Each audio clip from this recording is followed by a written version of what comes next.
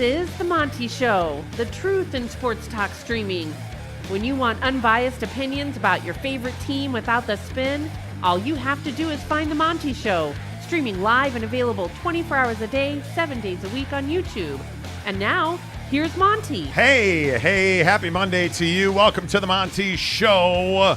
As always, we are presented by The Advocates, theadvocates.com, the best injury attorneys in the business, where you never pay the advocates unless and until they win your case. So there's no reaching into your pockets. You don't have to have a wad of cash to get the best representation in the business. No, in fact, you can chat online right now with the best injury attorneys in the business at theadvocates.com. Make sure you tell them you heard about it on The Monty Show. A big show for you, and we'll start out with some breaking news.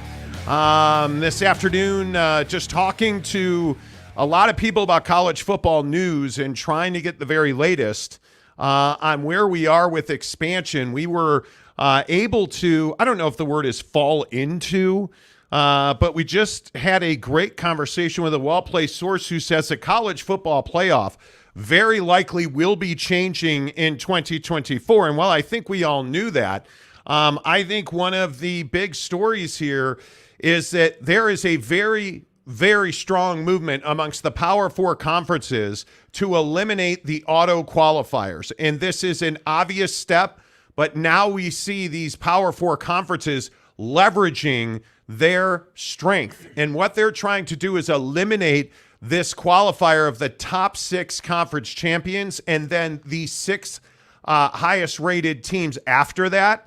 And I think what you are starting to see very clearly is that these P4 conferences want to eliminate that because it gives conferences like, I don't know, the Big Ten, who just added Oregon, Washington, USC, and UCLA, four teams that should, on the annum, compete for a spot in the college football playoff. If the Big Ten's getting 4 of 12, you can imagine the SEC, they're going to want at least 4 of 12. That's 8. And then what do you say to the Big 12, who just expanded as well and added a real volume, including teams like Utah, who has back-to-back Pac-12 champions and back-to-back Rose Bowl appearances? I mean, you're looking at a situation where G5s could be pushed out of this altogether. Now, obviously, this is going to have to go through committee at the college football playoff because what you have to understand is the selection committee isn't the one that's going to make this decision. There are two committees below them, including athletic directors, including managers, that are very well represented amongst G5 schools. So this is going to be a battle, and I think we have less than 10 months to make this decision, Jake, but I am not at all surprised to see the remaining Power Four conferences making a move to ensure their spots at the table. Absolutely, and I think it's as usual a power struggle. It's as usual a conversation in college athletics, but specifically college football, where you have the haves trying to continue to be haves and the have-nots trying to figure out how they can get a big boy seat at the table. And I think that's unfortunately the structure and the way things work. I think that, you know, the college football playoff to this point has been really enjoyable as a fan. You know, it's been something that I think we all love talking about and we all love experiencing, and we love the way, you know, the bowl games kind of feed into the college football playoff and the whole thing. But ultimately, this is the big boys trying to continue to be the big boys and ensure their success as deep into the season as possible. And when, you know, we boil this down and we really look at, well, why does it matter so much to them? Yeah, sure, you want to win championships and you want to have as much success as possible, but let's not make any mistake about this. This is a money play. This is these schools saying, hey, we have a lot of success on a consistent basis, and we want to make sure that we're in a strong position to continue to do that because we know that every single year we go to the college football playoff and every single year that Nick Saban and Kirby Smart or Nick Saban and Ryan Day or whoever it might be, you know, compete for the championship of college football, you're getting paid, and you're getting paid a lot of money. And, you know, the more money you can get paid, the longer your conference is going to survive. And I think there's this sense now that the Pac-12 thing has happened and, you know, we've gone through that process. We watched that conference die. there's to me a sense of this like, hey, we need to do everything we can to build as strong a foundation as we can, even if we're Alabama and Georgia, even if we're Ohio State and Michigan, even if we're TCU and still in the Big 12, Texas. Right? Even if you're these nameplate teams, you still have to do everything you can do to grab the power and keep the control. So to me, this was an inevitable thing that was, going to take place. But I just think that the Pac-12 collapsing and the Pac-12 going through what they went through really was the catalyst to kind of light the fire for this conversation and get it going. And honestly, if I'm the Mountain West right now, if I'm the San Diego States of the world, if I'm any Group of 5 football team that has any aspirations of getting deep into the college football playoff, this is a massive, massive conversation that I don't know that I want the big boys to be able to execute on. Well, one of the names that I think is really critical is a guy we talked to at Big 12 Football Media Days, and that's Terry Mohajir, the athletic director at UCF, who is on the athletic director advisory group. Now, he's coming from a G5 situation into a P5 situation, and if you look at the Houstons of the world, the Cincinnatis of the world, the UCFs, the BYUs, like you're taking G5s in an independent and making them P5s. That gives the G5s less influence, and now you're giving a conference like the Big Ten far more influence by adding these 4 Pac-12 schools, and you look at the influence that the SEC already has. I mean, this is a real tipping point. And by the way, what else does this point to? This points to the ACC and expansion, because you're starting to understand that obviously the Big Ten grew exponentially in influence here, I think, because they are going to have quite a bit more firepower in 2024 in football. Sure. That is without a doubt. And you look at this news today that USC hired Jennifer Cohen from Washington, which I think is a coup. Jennifer Cohen, the first ever female athletic director in the history of USC, coming from Washington to USC. That's a huge move for USC. She is a phenomenal athletic director. I mean, you're seeing the Big Ten coming to life right before your eyes. And now you're in this position where all of these P5s, now P4s, they're really this a power grab. That's exactly what this is. But one of the interesting conversations, and I think one that is incredibly important to have, is should all P4s and G5s play 9 conference games? Because we've been talking about this for, I feel like, months now. Right.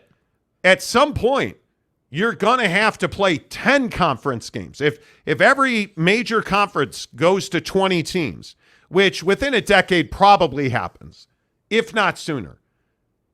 But right now, you have the opportunity, if you are a G5 administrator, you have the opportunity to make it more difficult for the SEC, the Big Ten, the Big 12, the ACC, to just power grab those spots by making them play more interconference games. Mm-hmm. In the SEC, they play 8 games in conference. That's it.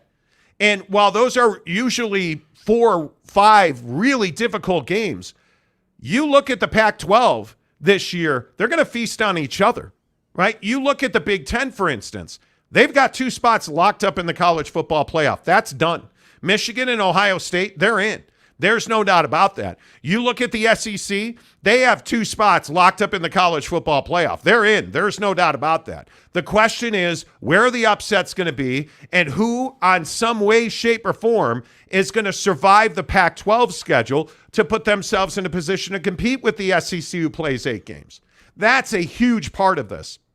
Because if you force these P4 conferences to play a minimum of 9 conference games, that's a lot more wear and tear. And I know it seems like just 1 or 2 more games, what's the big deal?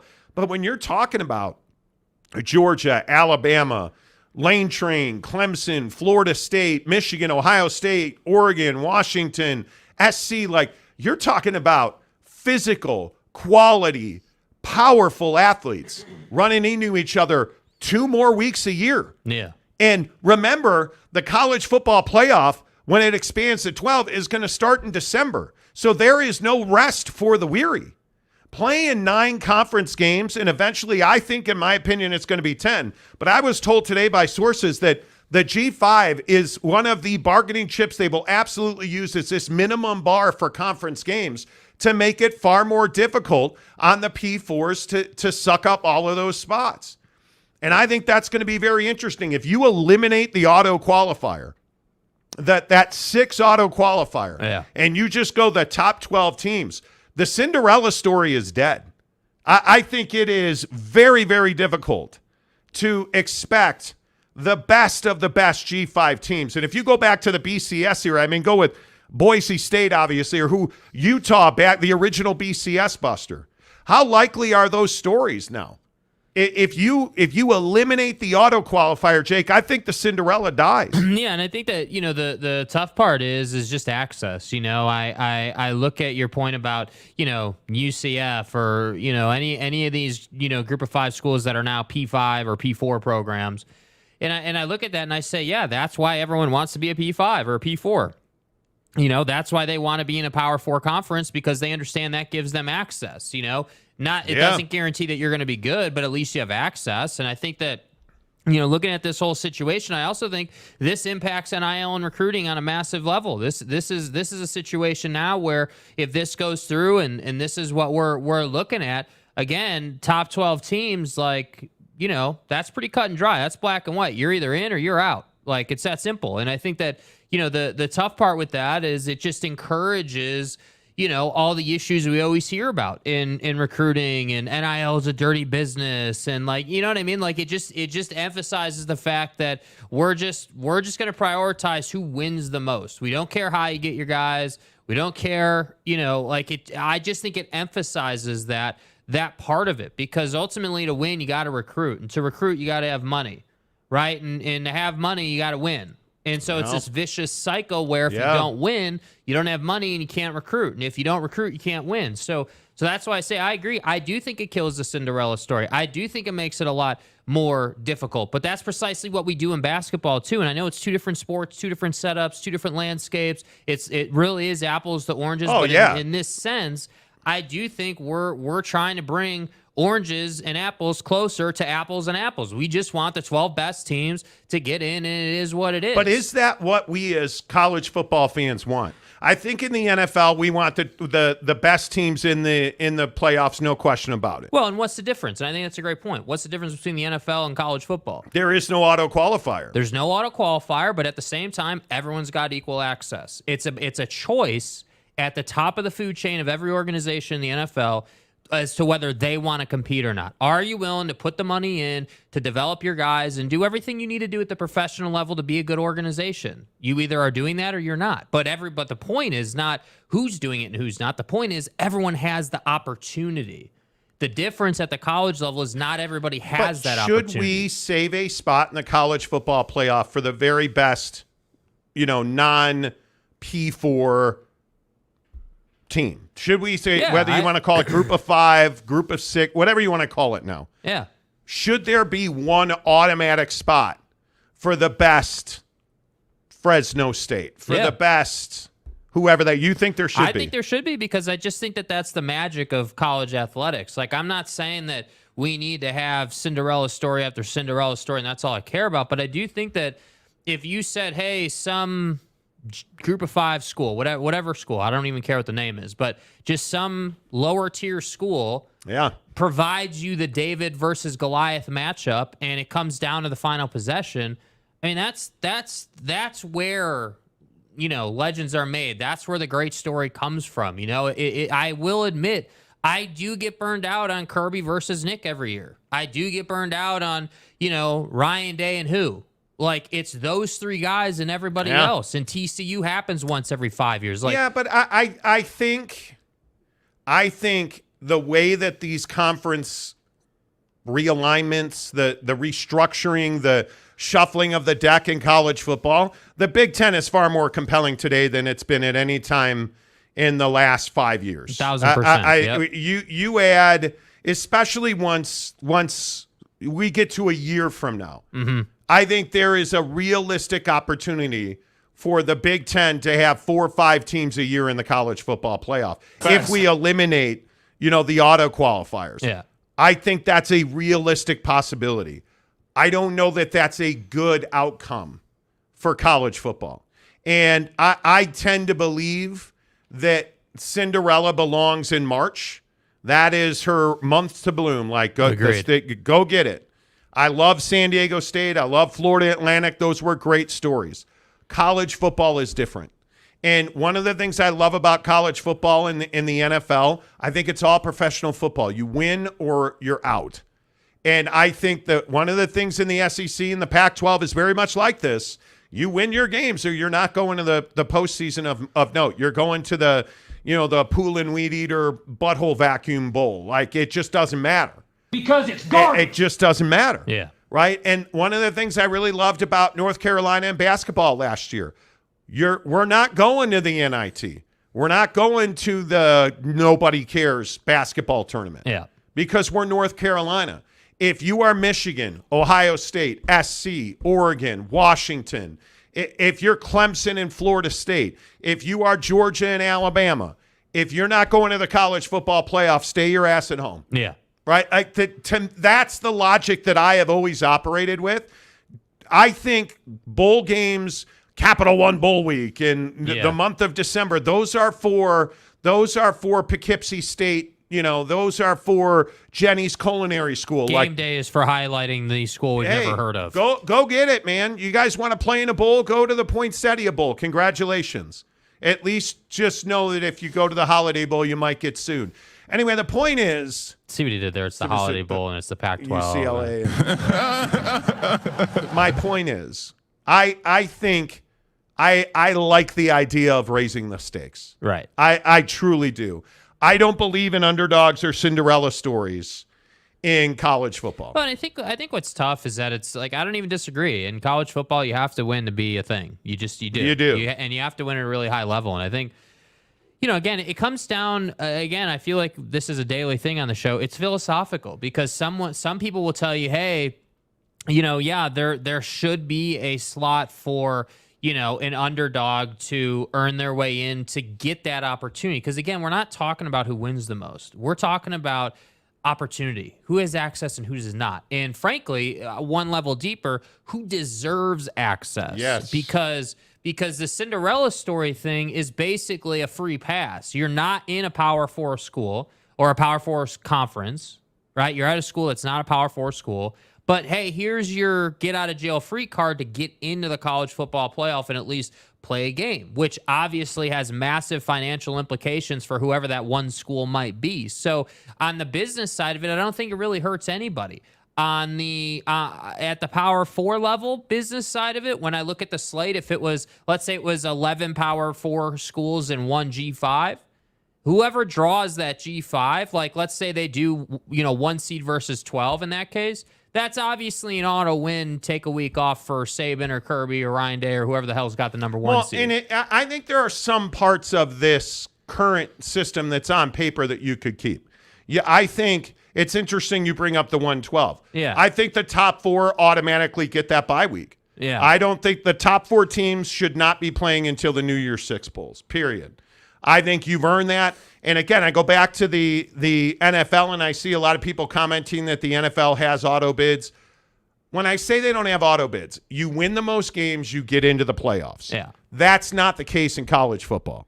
That is not the case in college football. Right. And I think that pisses people off every year. And what I'm saying is win your games in the NFL, win more games than everybody else, win more games. If you're not going to win the division, hey, you've got to win more games than the other. Like, you win games in the NFL, and you're pretty well on your way. Yeah. In college football, it doesn't matter.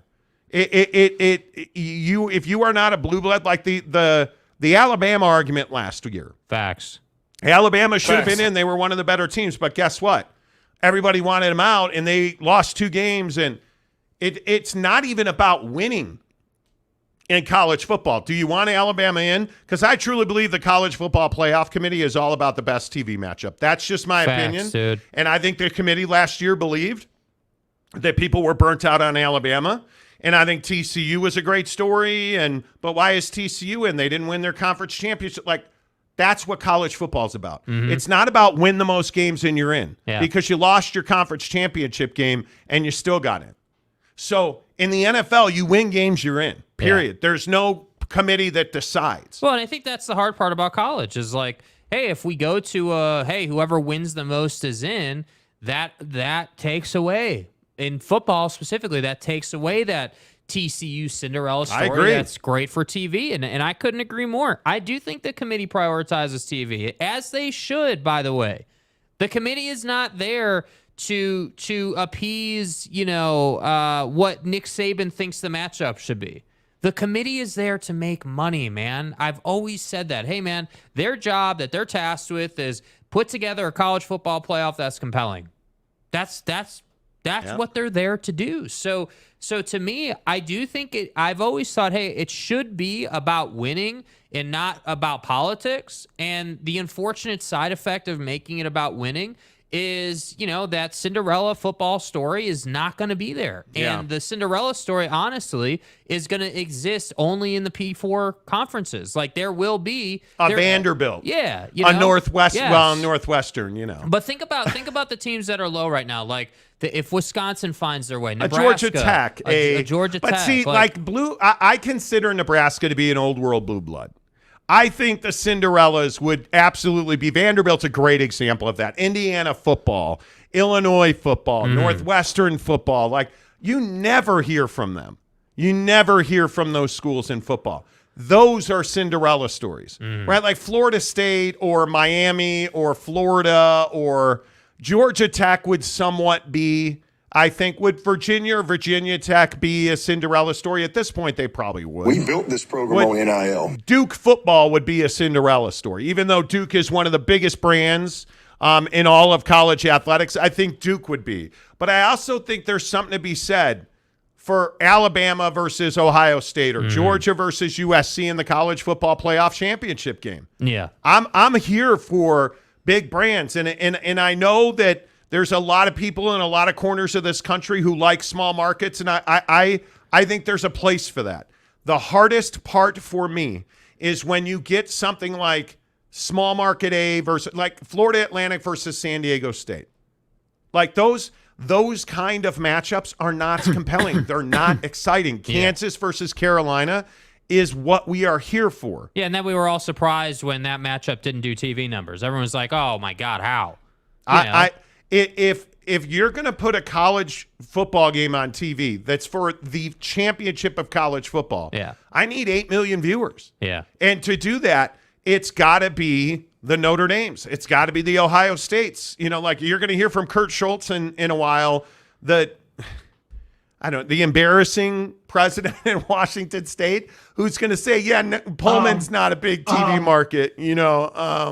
We're a victim of... Nobody wants to see Washington State play for the college football playoff. Yeah, and I just think that... Sorry. The hard part is, too, like, I think, like, we're going to get some matchups, again, when this happens, because I don't think it's really if, but when this happens, you're going to get some early playoff matchups that are big matchups, like, people are going to lose games, and they're going to go home, and you're going to be like, wow, like, dude, like, Ohio State lost here, Alabama lost there, or, maybe, I doubt Georgia loses, but Georgia lost to, like, you're going to get some of that some years. And I think that's also good for TV. I think big losses, upsets, are what the committee's trying to do as well. But look, if you're just tuning in, there are big changes coming to the college football playoff in 2024. And I think the most fascinating part of this story is the battle of the G5s who are on the manager committee and who are on the athletic director committee. I think it is going to be fascinating. There are a ton of G5 voices that have legitimate sway in the future of the college football playoff. And I am genuinely excited to see the battle and the head-to-head between the SEC, the Big Ten, the ACC, and the Big 12 against the G5s, because it's very clear these P4 conferences want the 1 through 12. The top 12 teams in the college football playoff ranking get into the college football playoff. End of story. I think there's no doubt, and I understand it. It's a power grab. But you can't tell me that any of those P4 conferences want to be mandated 9 or 10 conference games.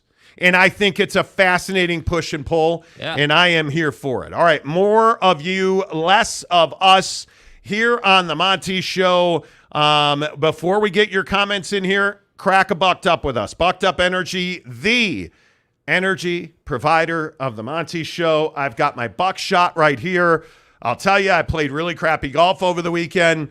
The buckshot doesn't make you drive it more straight off the tee, but it does enlighten you in your level of pissed offness. It gives you a much more clearer mind that allows you to drop more creative F-bombs when you slice that ball into the pond at Canyons Golf Course. So you think more clearly. Gotta be fucking kidding me. So you have a wider dichotomy of vocabulary.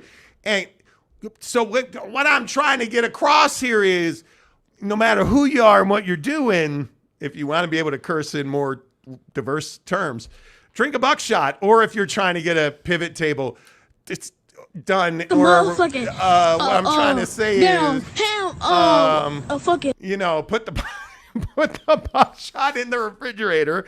It's better cold. They're amazing. It's 200 milligrams of caffeine, and it absolutely gives you a mental lift. One of the things I love it for, and this is not on the label, and I'm sure it's not sanctioned by the company, but if you have a bit of a headache, I've had a headache all day.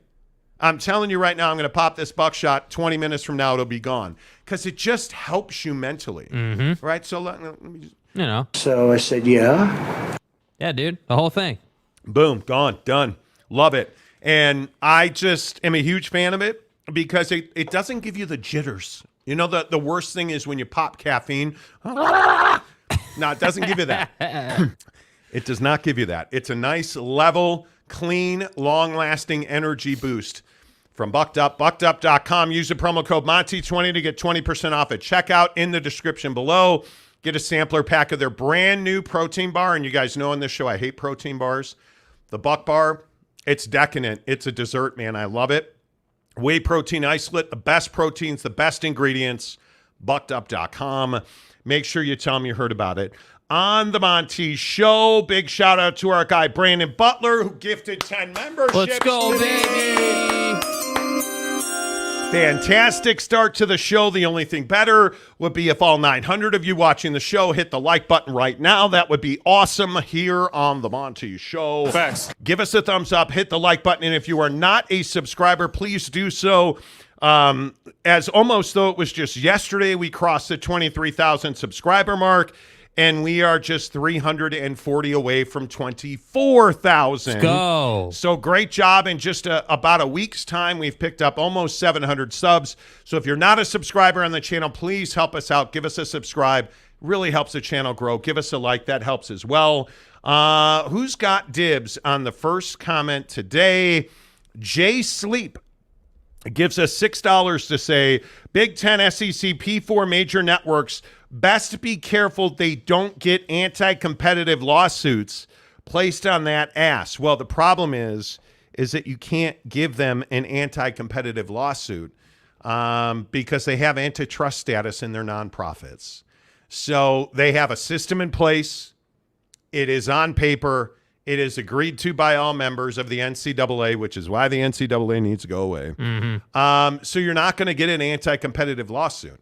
When you are a member of the NCAA, one of the first things you do is agree to abide by the policies and the rules and regulations of the NCAA, which I guarantee you, and I probably shouldn't be guaranteeing things I don't know for a fact, but I am almost a hundo P that there is a hold harmless and a non-litigation clause in there. So you're not going to see, NCAA members suing the NCAA. It would be counterproductive. So I don't know about that, but I think there is no question that there has got to be a solution for the G5s. There has to be. In the spirit of this comment from Jay Sleep, I mean, I think you have to have good stories in college football.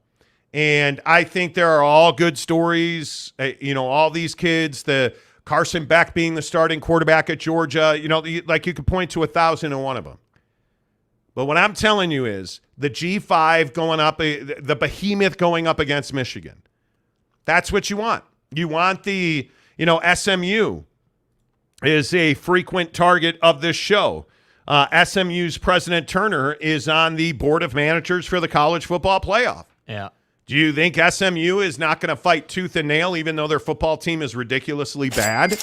Do you think they're not going to fight tooth and nail for a seat at the table should they ever decide to use their vast funding to actually win football games?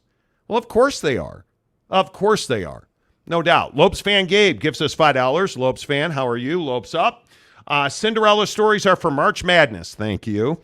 If a team can't make the top 12 in the college football playoff, there's no way they are a top 5, let alone the best. I think that's the argument right there, isn't it? Because if you're Boise State, if you're Cincinnati under Luke Fickell, who went to the college football playoff and got boat raced. On to Cincinnati. Right? But if you're any of these G5 teams that the South Floridas of the world claiming championships, or you believe that you belong there. But do you belong there? Because when is the last time? And I mean, you could bring up Appy State, Michigan. When's the last time a true small school went into a big house and won a game of consequence? When's the last time a small school went into a big house in November and won a game of consequence? It's been a long time. Yeah.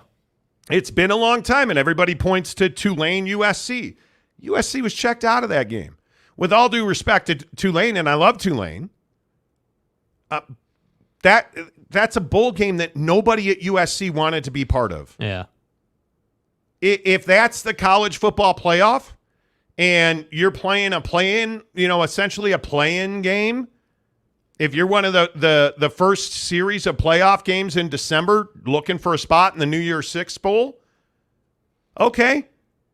And Tulane goes in and beats SC at the Coliseum, okay, now we've got something to talk about. The problem is that's never fucking happening. Yeah. You're not going into the Coliseum in a playoff game, Tulane, and beating USC. You're not doing that. Because at that point, they're one of the top 12 teams in the country, and they're awfully good.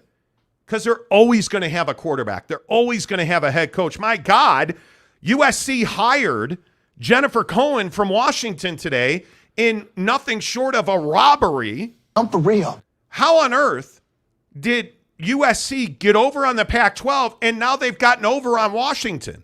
I'm for real. Twice they gutted your conference, and now they stole one of the best athletic directors in the country. Yep. USC is going to USC. And for everybody out there who's like, oh, stop stroking the men of Troy, I'm going to sit here and stroke the men of Troy because I'm telling you, they're always a threat. You got to get stroked. Always a threat, man.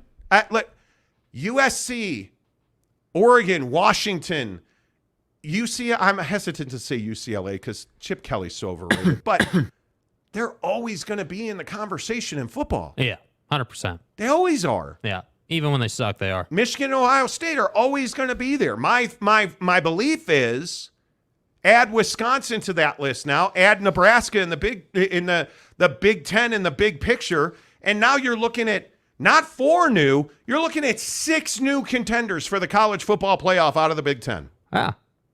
God damn. Yeah, dude. Now, you tell me the Big Ten doesn't want to eliminate the auto qualifiers. Come on. Yeah, they do. Of course they do. And they should. Yeah. And they should. Anyway, I know I'm a big market guy. The longevity of your conference is decided on the football field, and it's that simple. I am a big market guy, and I know it pisses people off, and I'm not trying to stir the pot, and I'm truly not. And again, I have mad respect for guys like Kyle Whittingham at Utah, who was the original BCS buster. And hey, I love that. There's a reason the BCS isn't here anymore. Yeah. We're in a different time now, and I just don't see that when we're so competitive for every viewer in television, and really television's going away because streaming is here. When we're trying to get every sports fan to put on our app to watch our game, man, you can't afford the SMUs of the world creeping in, the UTSAs of the world creeping in. But what do all those schools have in common, though, bro? What do all those schools have in common? They don't make money. It's that simple. Not on the level of the P4s, they don't. Yeah, well, and that's all that matters. We're not talking about making money on the level of a G5 or, like we're not talking about any of that. It's very simple to me. Like, again, like, dude, these schools want the power because what does, if you go deeper, like what does having 3, 4, hell, even 5 in the college football playoff mean for your conference? Nothing. Oh, I think it means everything. Not if you don't win. Oh, wait, say that again? If the Big Ten's got 5 teams in the college football playoff, okay, if the SEC's got 4 or 5 teams in the college football playoff, those schools are getting paid, which means your conference is going to be healthier, which means the relationship with your TV partners is going to be better, which means the first conference that gets to 20 and inevitably 25 and so on and so forth, like your conference's fate is decided on the football field, But I also, to that point, because if you have 12 and the top 12 in the country are 4 from the Big Ten and 4 from the SEC and 3 from the Big 12. I mean, you see where I'm going here? And You're getting Dabo. What am I gonna say? We're gonna go God's name. We're gonna go to 16 because Jesus is a Notre Dame fan. And so that's how I look at it. We're going to 16. Yeah. That is the future. I love the idea of 12, and I know the student athletes cannot be playing They football. can't travel across the country, and they can't play more football. We cannot be playing more football into February.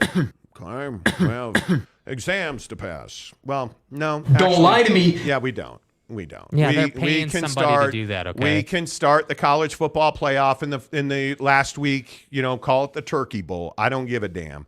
We'll play it in the last week of November, and we'll start earlier in December, and the kids will just keep rolling. We're getting somewhere. And the ones who can't handle it will get eliminated. Again, and haves and have-nots. And then Alabama will win again.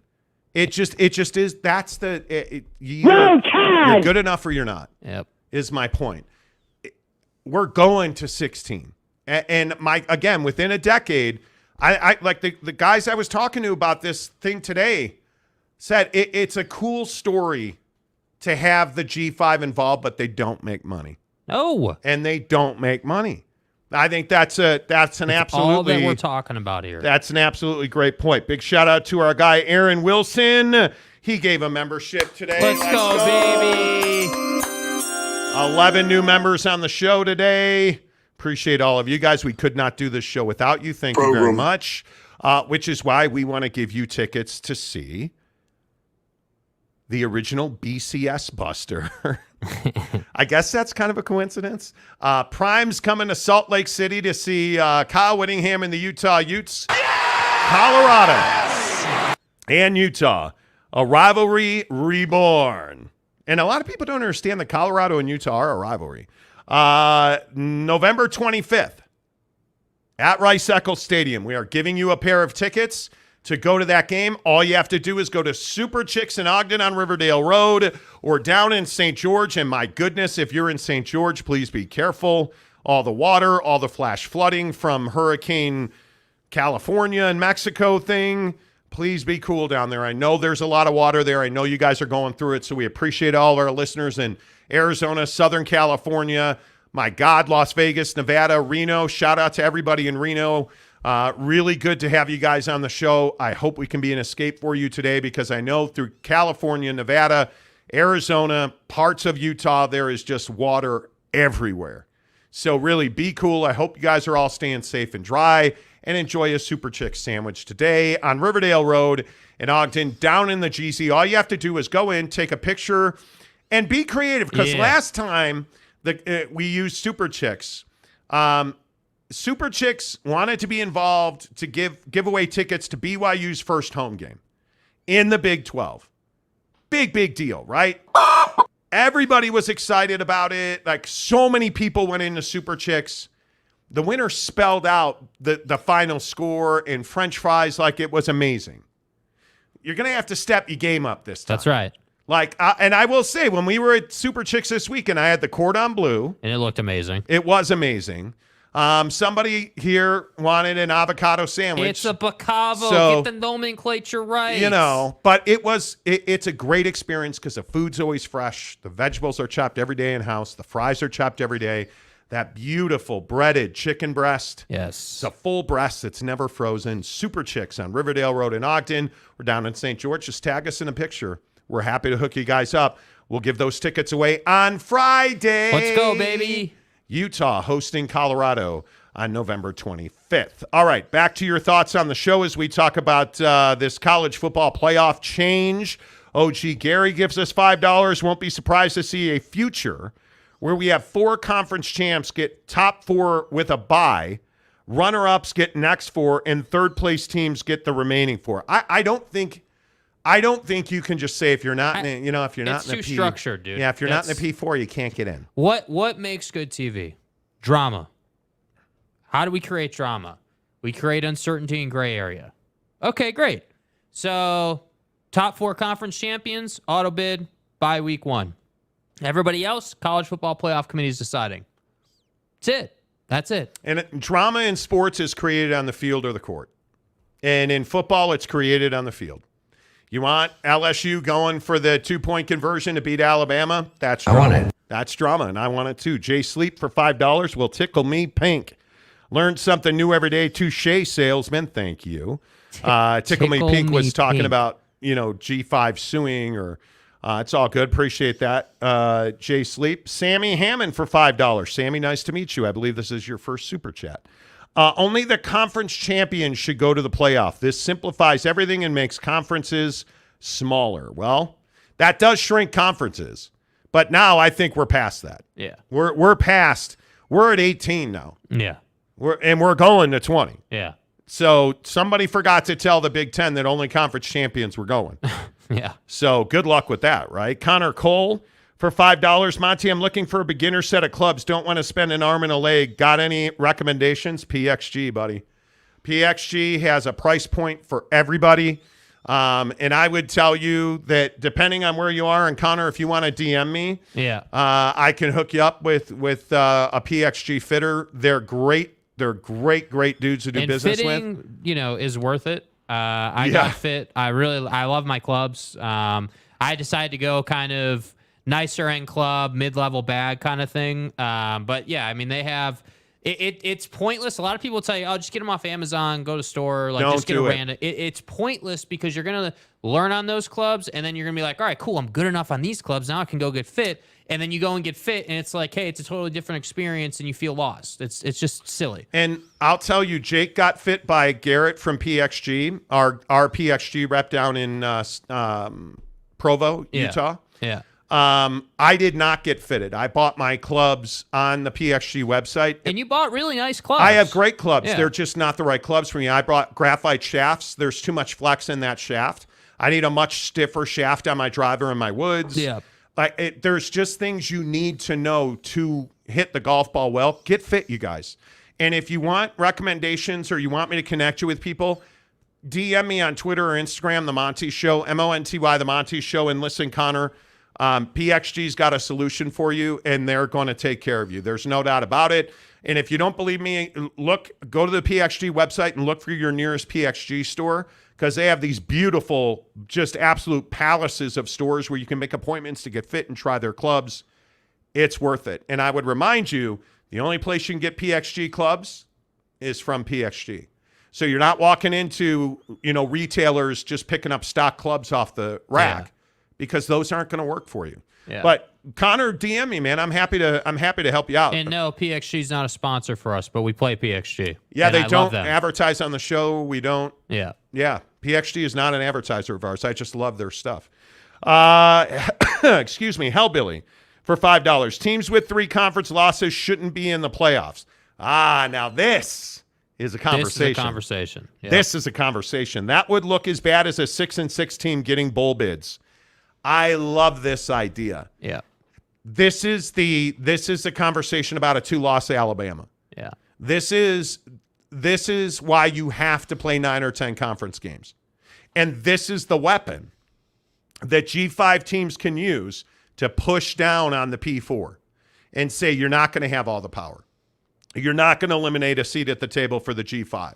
You're not doing that. Yeah. Top 12 teams, okay, we can do that. You guys got to play 10 games. Period.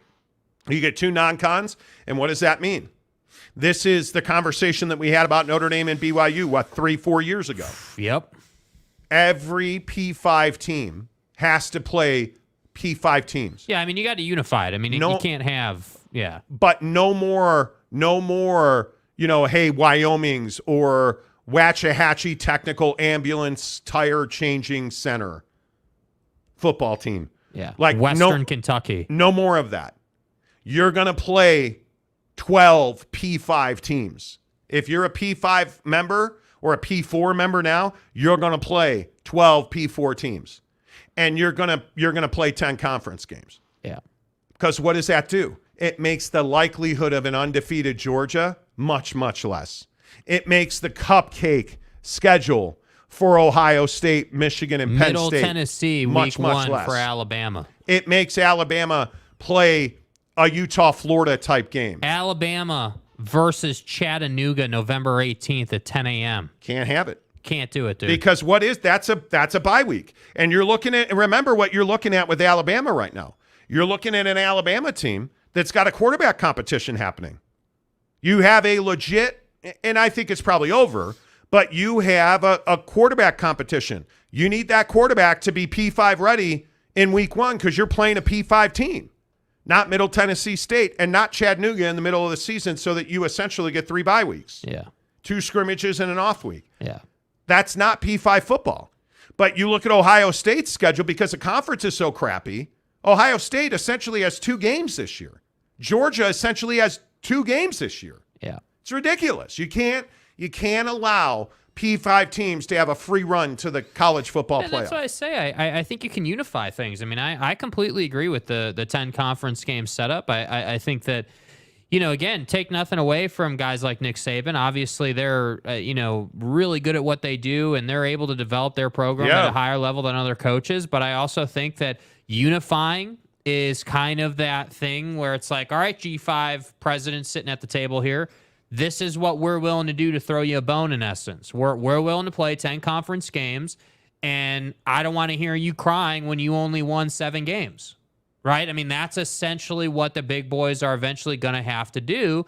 I agree. And this is why I say they're going to push that off as long as possible. They're going to say, no, not this year. Maybe next year. Maybe next year, bud. Maybe next year. And eventually they're going to have to do it. But again, why? What is the motivation here?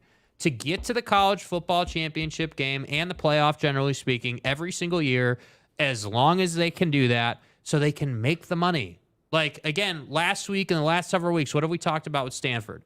$1 billion in endowment for athletics. You think that Alabama or Georgia or Clemson or Michigan or Ohio State or any of these teams that are constantly in the playoff don't want to have $1 billion or more sitting on the rack for a rainy day? Like, of course they do. These guys aren't stupid. And that's why I think we get statements out of Greg Sankey saying things like, oh, yeah, like power flexing. We don't need that 4th time zone. We're the best. We don't need that. Yeah. He's sending a message. And that's why I think the big boys. It's about sending a message. It's not about the money for the SEC. It's about keeping powers. It's control. Yeah, I'm a big believer in it. Matt Ritson, any news on Stanford and Cal on ACC did get roadblocked again? Yeah, absolutely we do. And I think we told you this last week. Let's lead off football at 50, 10 to the hour, every hour on the Monty Show, presented by Papa Murphy's Pizza. Papa Murphy's Pizza, the official pizza of the Monty Show. Make sure you use the promo code Monty25. You get 25% off your purchase of $25 or more at Papa Murphy's Pizza. I think we told you this last week on the show that there was almost no chance. One source told us that Stanford and Calford, as people have taken to calling it, it was quote unquote dead. I think there's very little chance that it goes through.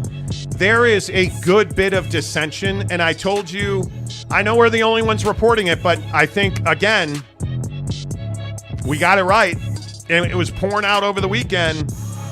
North Carolina State, Clemson, Florida State, and Miami Yeah. are all against it. Yep. And there were a lot of people who thought North Carolina and North Carolina State were going to move a little closer to adding Stanford and Cal, but that never materialized. They never took a vote. From what we were told, they had 2 calls late last week and one on Saturday, and nothing ever materialized out of it. They have not gotten any closer to adding Stanford and Cal than they were 2 weeks ago. Yeah. And the biggest issue is Clemson and Florida State do not want to add more no votes on the grant of rights. And I think you're going to have an awfully difficult time getting over that. And I truly think the political left leanings of the state of California, and I'm truly not taking a political position, but I want you to understand the voices in the ACC that are against this move are not left leaning. Yeah. They do not want Stanford and Cal politics infiltrating their conference. I think there is a huge bias on that. I think, number one, they don't want more no votes on this breaking the grant of rights. And number two, I think they just don't want the culture that comes with Stanford and Cal to join the conference. And we continue to have this conversation over and over again about Florida State. And, you know, the funny thing is, I want to play this bite from Kurt Schultz on understanding value, because I think this was fascinating. There was this conversation that we talked about ad nauseum. Yeah. About George Kliavkoff, the now defunct commissioner of the Pac-12. Didn't understand where he was, what they were worth, or what their value position was, and where they were headed. Yeah. None of those were in his belief system. Listen to what Kirk Schultz, the president at Washington State, says here. I think what happened is we got a false sense of what we were worth in the marketplace.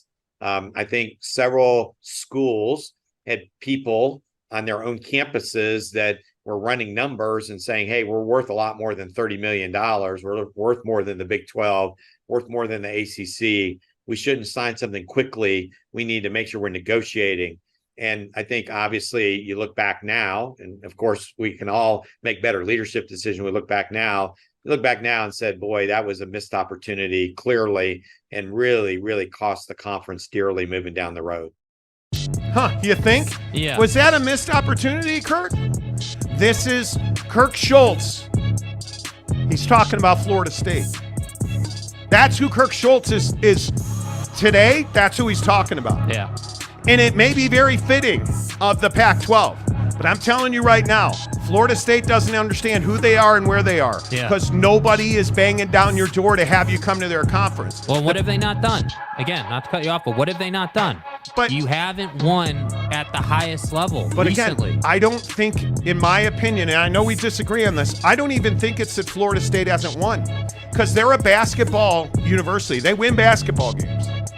The problem with Florida State is they're a pain in the ass. It's like, you know, you have this really good ecosystem.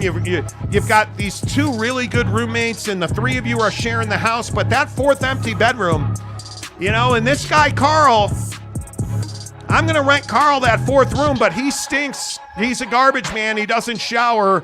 And, man, I wish that guy would do his dishes and stop drinking my milk. Because that's who Florida State is. They're that terrible roommate. Right. And you're trying to find a way to get them out. Who wants them in your conference? And on top of it, their football program hasn't won. Yeah, and I just think that it's funny how when you win, you go from being a pain in the ass to tolerable and an asset to the conference. It's funny how that works. And so, yeah, I would agree that because Florida State hasn't won, it's a bad look to be a pain in the ass, which is exactly what they are. And I do think they're very akin to how the Pac-12 acted around ESPN and telling ESPN to pound sand over their $30 million offer because you thought that you were worth 50 and you're not. Florida State thinks that they make the conference way more money and they should get paid more, and they don't. That's the issue. I think you're never getting into the SEC as long as Florida's there, and they're not going anywhere. I think your only hope is that for some reason the Big Ten would take Florida State instead of North Carolina. Mm-hmm. Or that the Big Ten gets a bug in their rug and they want to go to 30 teams or something stupid like that. Right. But why would they do that? And if the Big Ten was going to add 2 more teams to get to 20, remember that I've been telling you for months, It's Notre Dame and it's North Carolina. I'm telling you, if they're going to go to 20, and I think the Big Ten will go to 20, it's going to be with Notre Dame and North Carolina. Yep. Not going to be Florida State, because nobody wants Florida State. And again, who's the quiet objector in the room here? It's Miami down in South FLA. Yeah. Miami. You want to talk about a political climate that nobody wants? Facts, dude. Facts. Go hang out in Miami for a while, because Miami really likes itself. We're this private institution, and I don't care what any of you have to say. That's who Miami is. And then they've got dysfunction in their political system in the city of Miami and in Dade County, and Miami's a disaster. Yeah. But they've got Mario Cristobal, who didn't do anything last year. So good luck to that. By the way, how do you feel about Dan Lanning these days? Yeah, the guy is just, Dan Lanning's a red ass, dude. I mean, the guy is just, like, I love it. I swear to God, dude, I will have Dan Lanning's ass if they are not competing for the championship in the Pac-12 this year, right now. I'm sitting over here, just writing the show today and getting it ready, and Jake's listening to Dan Lanning talk, and I look over there, and he is just like, dude. Yeah, I swear to God, when that game against Colorado better be a 50-0 game, dude. It better be like 42-7. It better be like just an ass kicking up and down the field. Well, it's at Autzen, so it will be. Well, I mean, I know you're a huge Prime guy. If you're gonna talk a bunch of junk, it ain't even about Prime. It is like, yeah, they had that little spat, but it's just generally he treats the media like garbage. He wants to talk junk on Prime. He is a red ass. Dan Lanning in Oregon is a red ass. There's no doubt. Let's bring up how you've done against the SEC. Let's bring up your record in the college football playoff. And I know he hasn't been there forever, and he's the new guy. Even more reason you shouldn't be running your mouth. So every time that Oregon loses this year to teams that they should beat, that's not going to happen. They have Bo Nix. I know. Bo Nix is the Jesus Christ of Autzen. I get it. But again, I'll just go back again to the stat. Bo Nix has never had a 1,000-yard receiver. Guy is as mid as they come, dude. Bo Nix has never had 1,000. That'd be like saying you've never had a calzone from Papa Murphy's Pizza. At Papa Murphy's, we do more than just pizza. We do calzones. Papa Murphy's does calzones? Oh, I think you mean I do the calzones. And how do you do it, Dad? How do I do it? How do I do it? Well, we do it with fresh ingredients and hand-shredded cheese tucked in a scratch-made dough. That's how, honey. At Papa Murphy's, we make great pizza. You don't forget the calzones. Order now at papamurphys.com. Papa Murphy's Pizza, the official pizza of the Monty Show. Use the promo code Monty25 to get 25% off your purchase of $25 or more at Papa Murphy's Pizza. Coming up in 50 minutes. Prize Picks. Guys, have you been to Prize Picks yet? The Prize Pick QB, more or less, for week 1 in the NFL is ridiculous. They have a Monty promo right now at Prize Picks where you will get hello? You'll get 100% matching deposit when you use promo code Monty. So if you deposit $50, they'll give you $50. You deposit it up to $100. You deposit $100, they'll put $100 in your account. Prize Picks, use the promo code Monty. The link is in the description below. 50 minutes from now, we'll do the week 1 QBs because we love our NFL on this show. The more or less on the Prize Pick. So the way Prize Pick works is that you take your QB for week 1 and let's say passing yards. Are they going to have more or less than the number at Prize Picks? Because I think week 1, it is ripe for making bread, dude. We were looking at it before the show, and Jake was like, we're going to kill this. Yeah, dude, I'm getting paid, bro. I'm getting paid, man. We'll do that coming up on Football 50 in about 49 minutes on the show. I want to run through a bunch of your comments on this college football playoff news that we have exclusively here on the Monty Show. We spoke to a source very close to the situation this afternoon who told us that the college football playoff system is very likely to change for 2024. There is a very strong movement amongst the remaining P4 conferences to eliminate the auto qualifiers for conference champions as soon as 2024, because remember, the auto bids are not set for 2024. And with all the realignment, it really gives the Power Four conferences an opportunity to seize control of the college football playoff. But what does that mean for the G5s? And does it mean that the G5s are pushed out or eliminated? Because really, what the P4 want is the 12 college football playoff spots go through 1 through 12 in the college football playoff standings.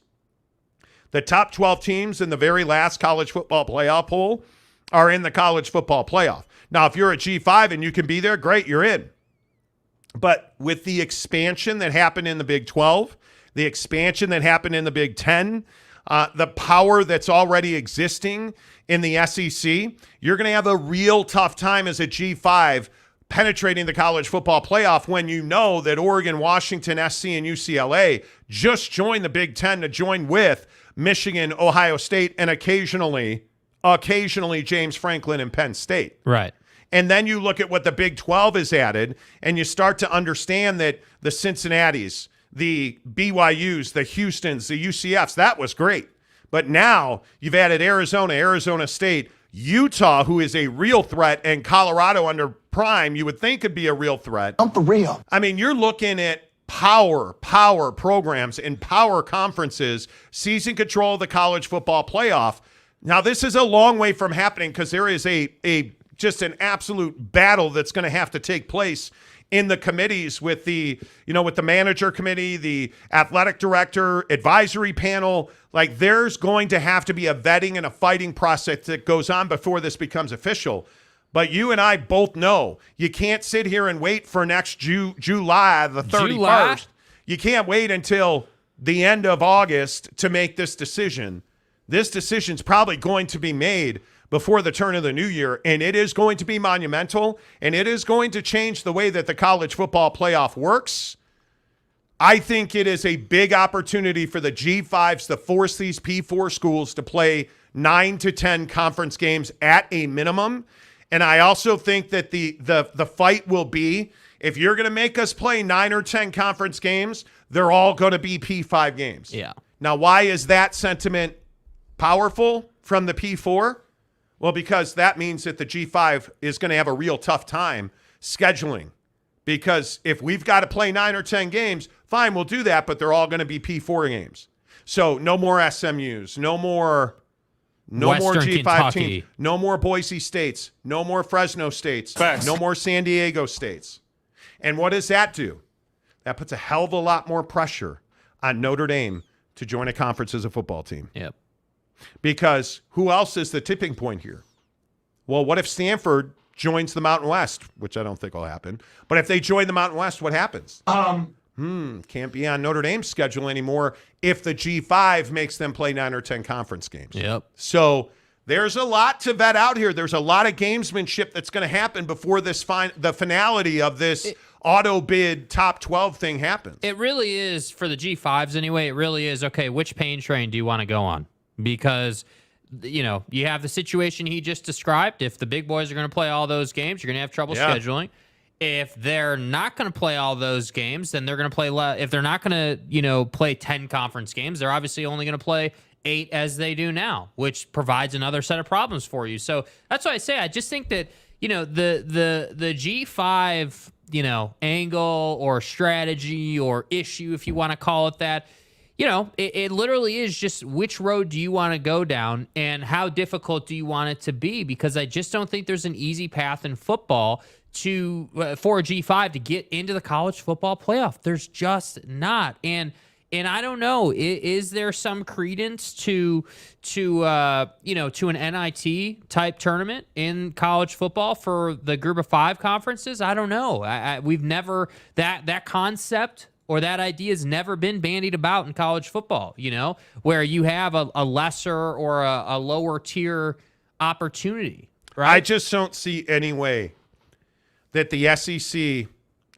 that the Big 10, the Big 12, really the SEC and the Big 12, because I still think even with these, the 4 new additions, I still think the Big 10 is quite watered down. But, man, the SEC and the Big 12, if you have them play 9, heavens to Betsy, 10 conference games in all P5s, they're going to eat each other. Like, they are going to – it's the way that the Pac-12 died. It's the reason the Pac-12 hasn't been to the college football playoff in forever, because they feast on each other. Yes. In a small league that's not 16 teams, it was 12 teams.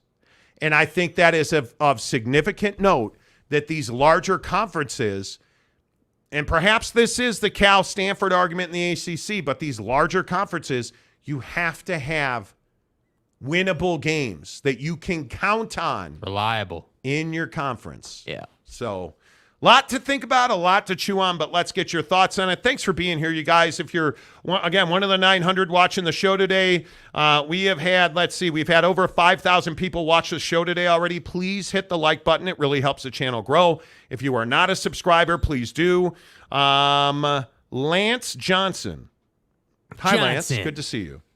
What? You mean Alabama doesn't get to play 4 VMIs every year? Blasphemy, seriously. But that's that's the tipping point, Lance. I think when you look at, Tennessee, Chattanooga, or whoever you want to point to, do you want Alabama to have a cupcake and 9 conference games? Do you want Alabama to have no cupcakes and 12 P5s or? Well, I think as college football fans, we can all agree we want gas right out of the gate. We want big boy matchups right out the gate. Right now, it's week 0. We're all thirsty. I want meaningful football. I want matchup. It's like in the NFL. I say this every single year when we're in camp and we're in preseason. Don't give me 3 preseason games. I don't need it.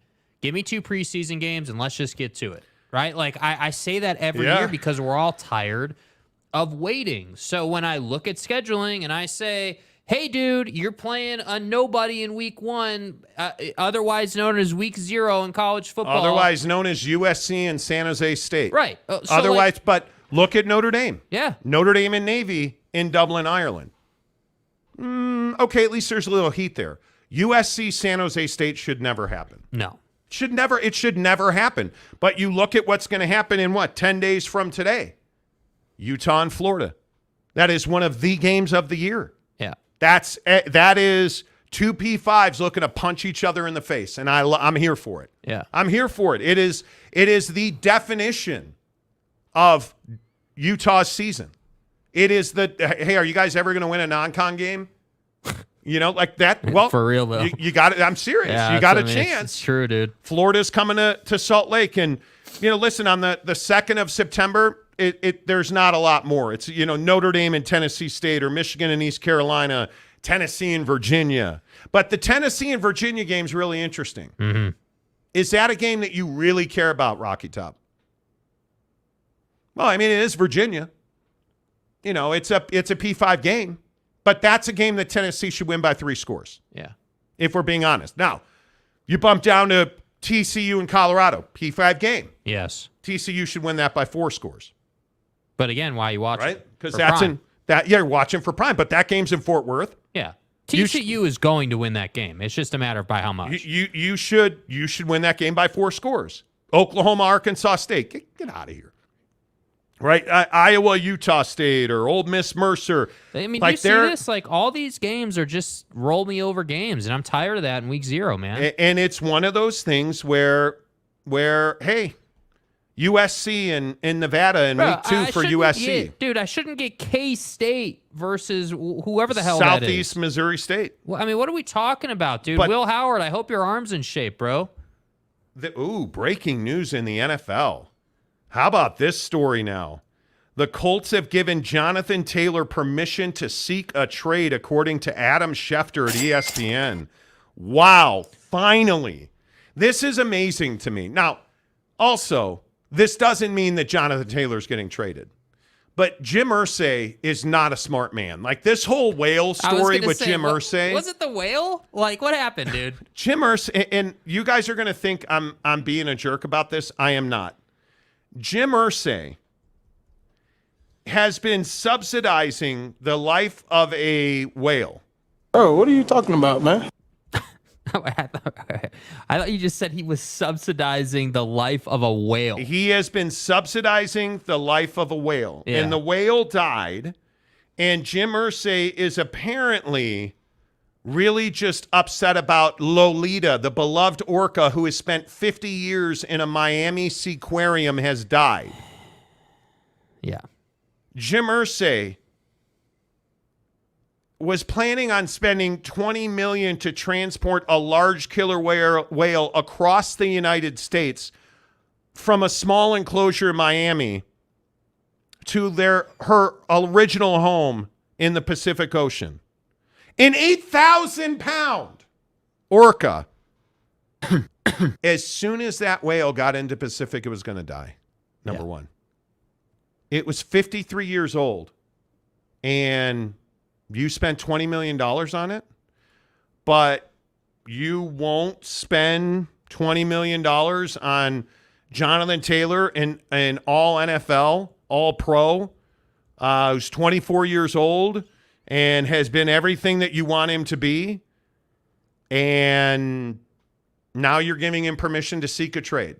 What, did the whale's death weaken you in the knees? Buddy's base salary this year is $1.3 million. It's ridiculous. It's absolutely ridiculous to me. And I wish I was kidding about this Jim Irsay whale story. I am not. He spent $20 million to transport a whale, or was going to, from Miami to the Pacific Ocean by airplane. 20. I said 20, joke, and you dude. won't pay your running back. I don't get And it. while you're saying to yourself, "Wow, look, Monty, those are personal funds, and he's a philanthropic that might be true. Hey, thank you, sir, for all of your philanthropy and your charity. Screw the whale. It's 53 years old, dude. It's lived in a tank its whole life, and now you want to put it in the ocean where it will die inside of a day, and you want to spend $20 million on that. Don't give it to a whale. Give it to a horse, and that horse is your franchise running back and Jonathan Taylor. By the way, who's their quarterback? And now you want to trade him. It's so dumb. It's so dumb. And you have a rookie quarterback who needs help. It's so dumb. Like, you cannot.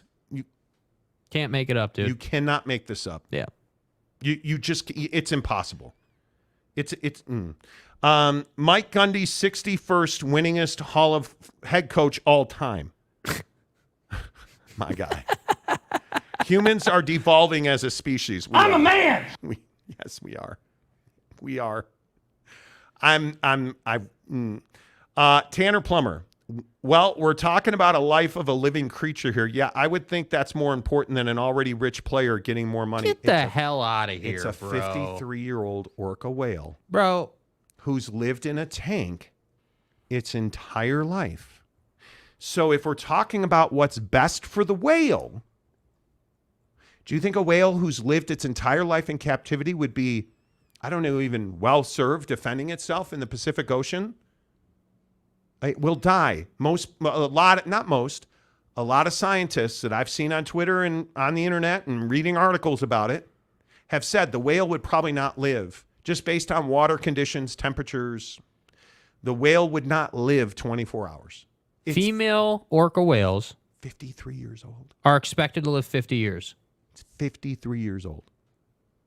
20 million. Bro, Daddy needs new Jordans. Give me the 20 million. Do you know what I could do with this show if I had 20? Yeah, I know what time it is. Just throw me the food money for the whale. I know you're not, dude. I know I didn't just see you comment a defense of Jim Irsay. My God, man. Like, what are we doing, dude? What are we doing? And he said, wait, the whale died recently, didn't it? Sadly, Yeah, dude. Yesterday, I believe it It's died. funny when you take a whale out of its tank and put it on whatever transportation you're going to use. I would assume a boat. It's funny how it dies pretty quick. What are we doing? What are we doing? We're talking about an 8,000-pound animal, dude. Like, come on. They were gonna put it in a cargo plane, in a tank, and then drop it in the ocean. Would it have survived the flight? This is ridiculous. Shooter Texas, how about 4 best champs auto bid, but also no more than a total of 4 teams from any conference? This should allow at least one G5 a shot every year. There's going to have to be limits put on it. Yeah. There's going to have to be limits put on it. Yep. Sid Irish says some people have so much money. Just give it to me. Incredible, isn't it? Just give it to me. Mike Smith, 20 mil would buy a lot of Monty Show memberships. That's what I'm saying, dude. Speak it into existence. Yes. Speak it into the I ethos. want my money. Into the ethos. Make Please, it real. Dude. Bring Please. it on. Hello. I don't know what I'm doing. Jackass. James Knight, Monty channeling his inner marine biology degree. Yeah. But it's been a fascinating story. I've been reading about it. The whale died, and now you want to pay your running back or trade him. Coincidence? Remember, this is the same dude who was walking around with 10 G's in a suitcase. Just in his briefcase, he had 10 grand, I believe, when he got pulled. If you felt these balls, Who are you? Yeah, I don't know what Who you're are doing you? with 10 G's in a suitcase, bro. Tanner Plummer. So you guys are whale experts now. No, we're not whale experts, sir. The scientists are the whale experts. See what happens. And I know this is crazy because Tanner, for those of you who don't know, Tanner's likes to fight guy. Nothing, usually it's just me. Nothing I ever say is correct, and he knows everything.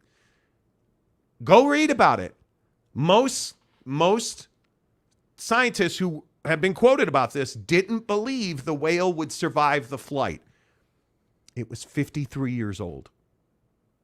That is elderly by any stretch, any measure. The stress on the whale itself on the flight across the country. And at 8,000 pounds, it would have been about a 9-hour flight. Because of how heavy the plane is, it would have been a 9-hour flight. So they don't believe that the whale would have survived the stress of the flight. And then you drop it into the Pacific Ocean where there are temperature fluctuations. And I would remind you in El Nino, which makes the water incredibly warmer. Yeah, I've done some research on it, dude. I never talk off the top of my head. Never. Do you really think I'd be talking about the whale surviving the flight off the top of my head? What the fuck do I know about whales? Besides being one, what do I know? I'm 50. See what he did there. See, that was a fat joke. That was him self-deprecating and stuff. Fat. Okay.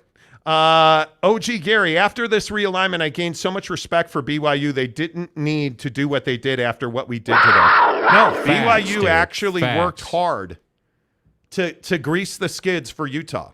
And I think because they know it's what's best.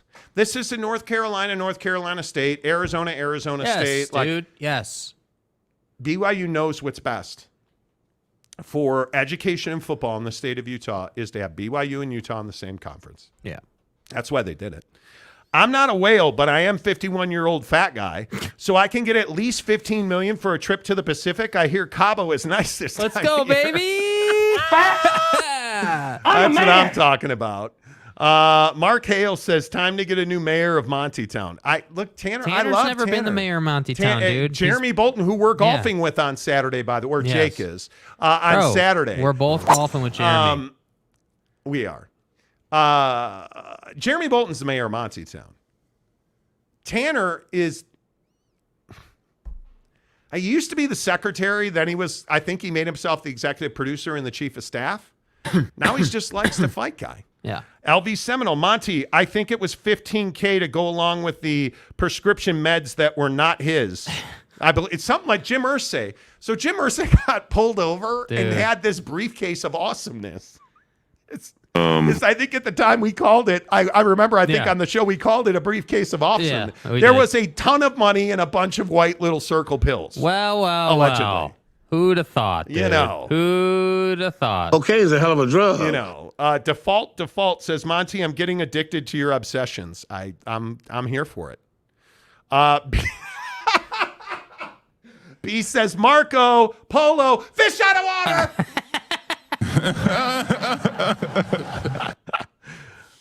You know.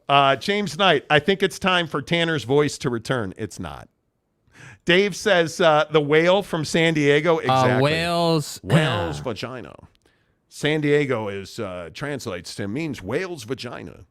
The Todd father, I wonder if someone compassionately kept the whale from getting on that flight. Dude, why are you going to put a whale on a plane? It's lived over 50 years in this. Dude, if the whale was 10 years old, I'd understand it. Okay, Yes. entering the prime of its life. Let's get it out in the ocean. Great. Dude, this whale was going to die inside the next decade either way. Yeah. Like, it just is what it is.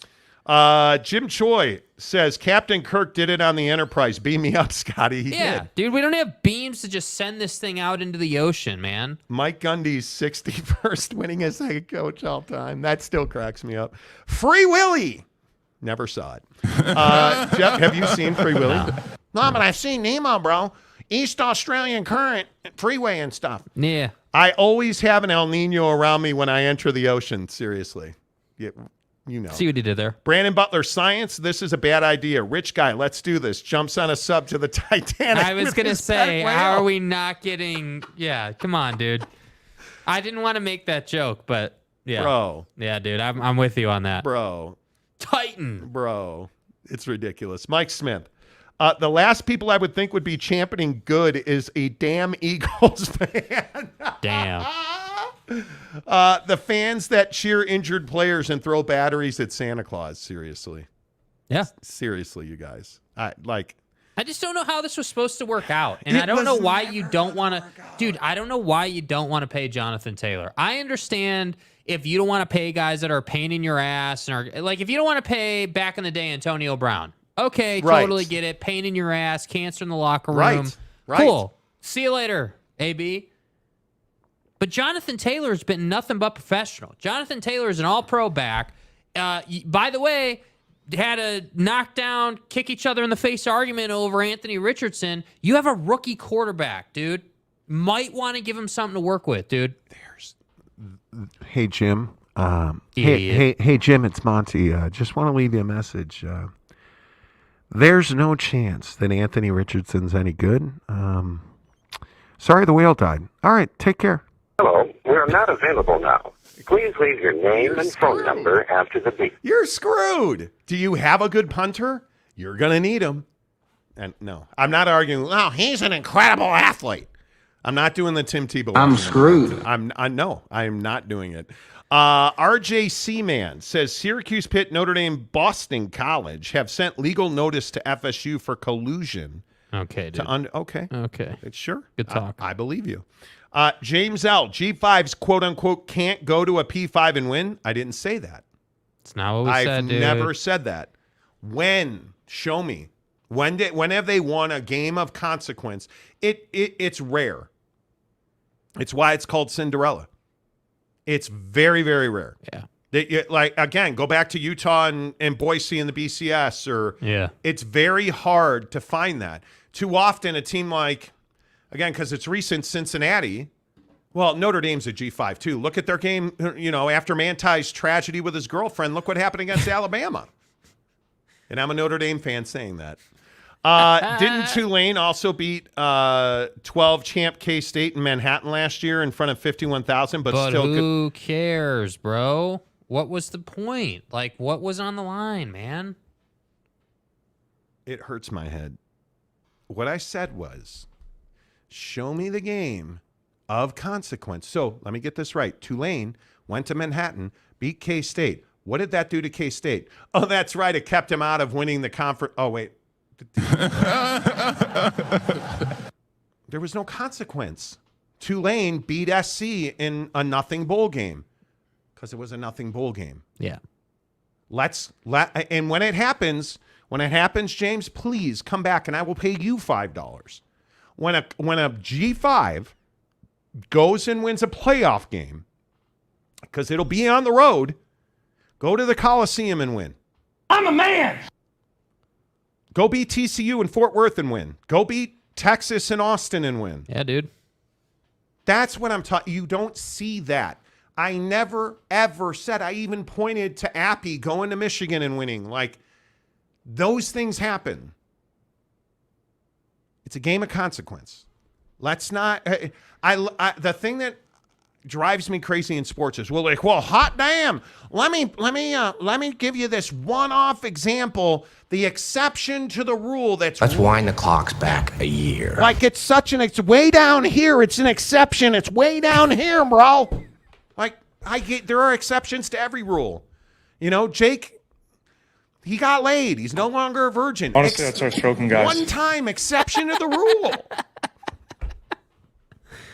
I'll stop. Kenneth Maynor for $5. Ken. More consolidation in the G5 to assure at least one bid in the playoffs. Oresco and Navarez will be fighting hard for the G5. AAC and Mountain West will be fine. And I think the best of the best always find a way. Yes. The problem is who's going to be the best of the best, because we've told you, and by the way, I probably undersold the Leon list by saying by the way too many times. Screw you, Riley O'Brien. But one of the other things that we heard over the weekend was Oregon State and Washington State are fully expected to join the Mountain West. That has not changed. I think they are holding out hope, as Scott Barnes talked about last week, that Stanford somehow doesn't have an alternative avenue. That's out of the window. And that they'll hang out and want to rebuild the Pac-12. But the problem with rebuilding the Pac-12 is that I don't think that's an avenue to big money. And if you listen to again, because Kurt Schultz did an interview, and I don't understand this about the president. Please help me understand this. And I understand that I'm probably on a lot of this stuff, as Jake likes to say, a slow adult. I'm not very bright. I don't speak Kurt Schultz. Schemers trying to control their little worlds. But somebody needs to explain to me why Kurt Schultz, the president of Washington State, keeps doing interviews. Oh, he don't know nothing. This is a podcast with a board of trustee at Washington State. So you're shooting your own self in the feet. Yeah. You're not going on ESPN. You're not going on Stadium. You're not going on the Monty Show. Hey, Monty. No, you're doing this on a podcast with this guy at his dining room table talking to Kurt Schultz. And Schultz, the president of Washington State, says the Cougs have three options. We have three options that we're pursuing. One certainly would be to seek membership in the Mountain West Conference. One would be to seek membership in the American Athletic Conference. And then the third option would be to sort of reconstitute or rebuild the PAC, I'll say PAC X. Right now there's 4 members left, but that could change literally within hours. And so I think each of those we're pursuing in a parallel pathway. And we want to evaluate what's going to be best for WSU, what's going to be best for our student athletes, what's going to be a good academic and athletic fit. And I think one thing I want to remind everybody is also, we want to be in a position where we control our own destiny as an institution and are not dependent on anybody else. I mean, I don't speak that language. So if somebody is a translator for me, please let me know. All I heard was we're going to the Mountain West, and that's it. Whatever all that means, because there's no way that the PAC, I'm going to call it X. Pac 10. I don't see that as an avenue for Stanford or Cal. Yeah. Calford. I've been told that it's extremely unlikely heaven and earth would have to move. Right. To get them into the ACC. Which makes sense. In Washington State, and I'll remind you this because all of the AAC red asses, which I'm talking to you, SMU, because all the SMU fans today were like, we're in. We're doing it. We're adding the Cougs. That's the untrained eye. Go Cougs. On Twitter today, who were like, the TV deal is far better. Okay, well, actually, friend, is it better? No. Sir, is it? Because it's not. The Mountain West deal is $4 million a year. Well, ours is $7 million. But yours runs to 2031 for crying out loud. So let me get this right. Cal and Washington State, 2 of the most underwater, broke ass, kicking a can down the street because they moving. Broke athletic departments, big debt load. And you're telling me they're going to go and travel to the Midwest regularly for a $3 million payday, and they're going to get locked into a grant of rights for 8 years? Hell no. Or, now hear me out on this. Careful now. Let's get crazy. Careful. We're going to go to the Mountain West for $4 million, regional travel, and we have 3 years until we get out of our grant of rights. You have a deal. And they're probably going to do well in the Mountain West, which will give them access to the college football playoff. Here's what's going to happen, Tonto. Case dismissed. Have a nice day. You're welcome.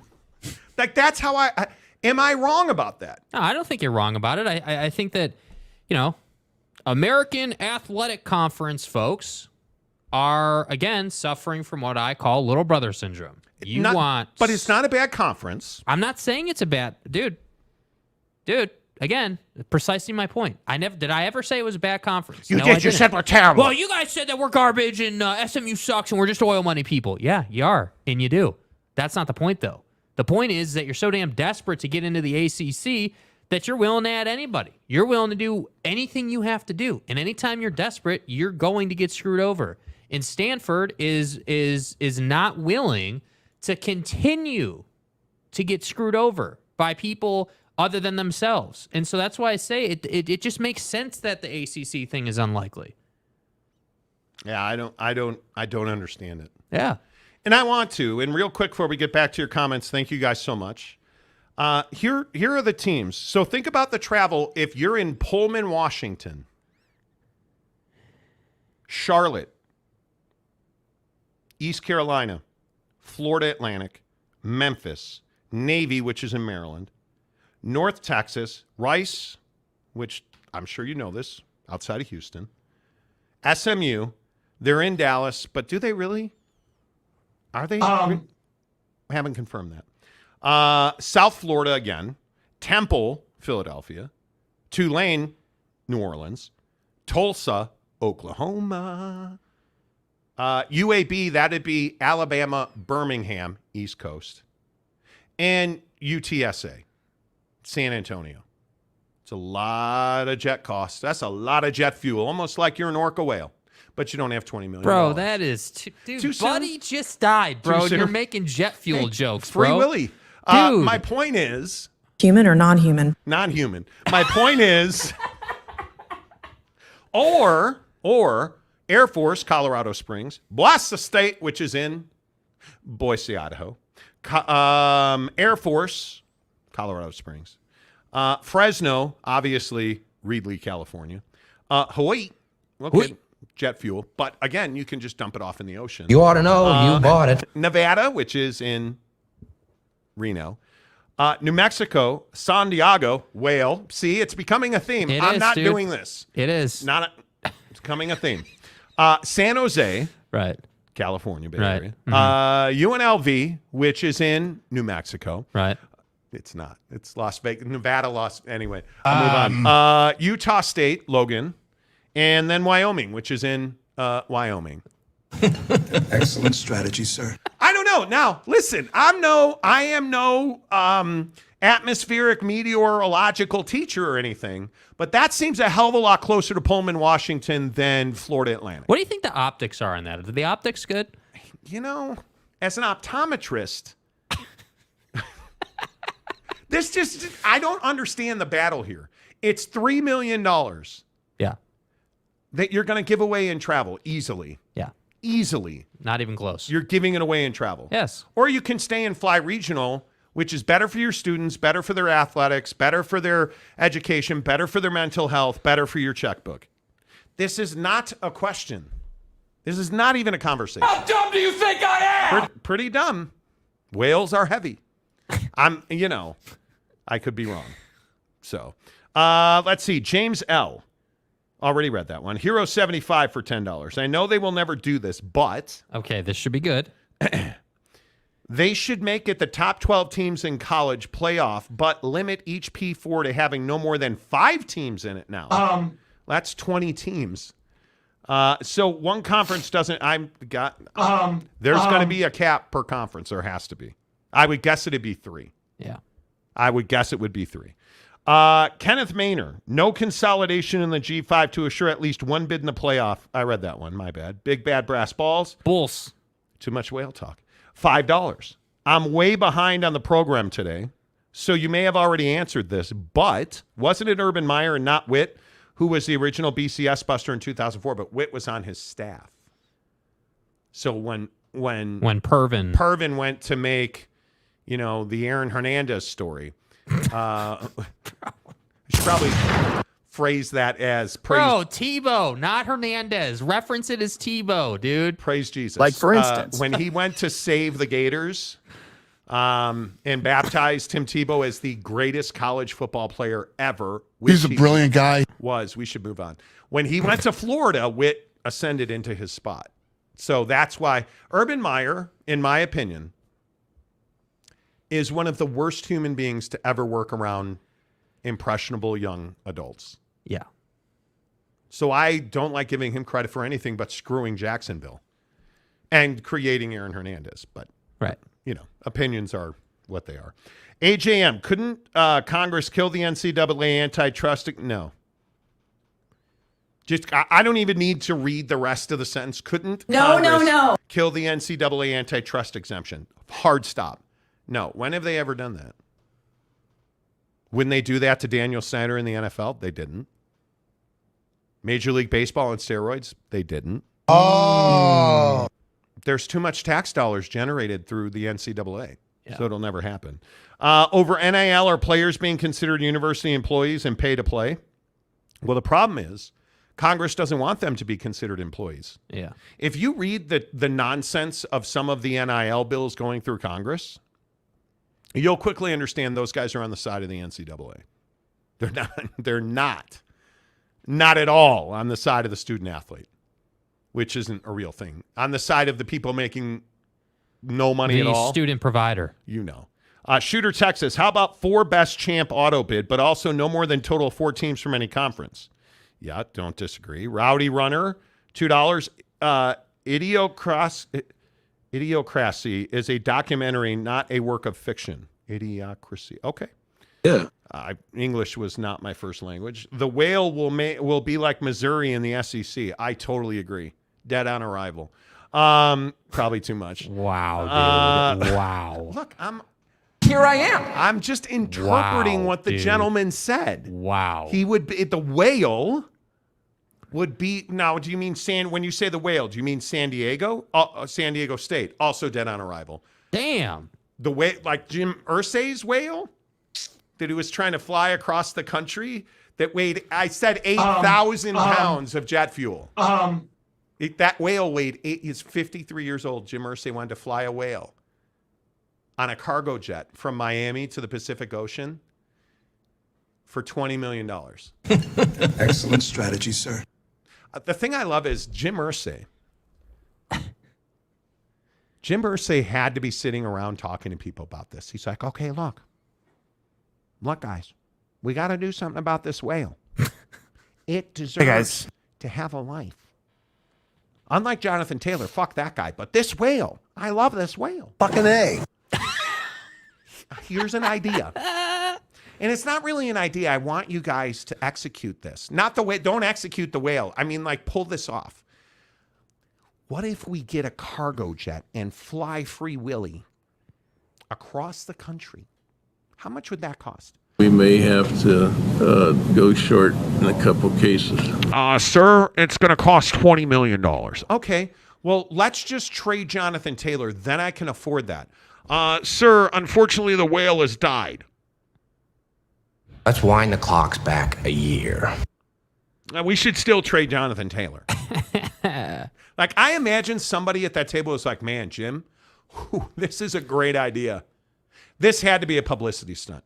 Had to be. Like, he must have had a PR person who's like, oh, Mr. Irsay, this is going to be amazing. Front page headlines. Free Willy flies over America.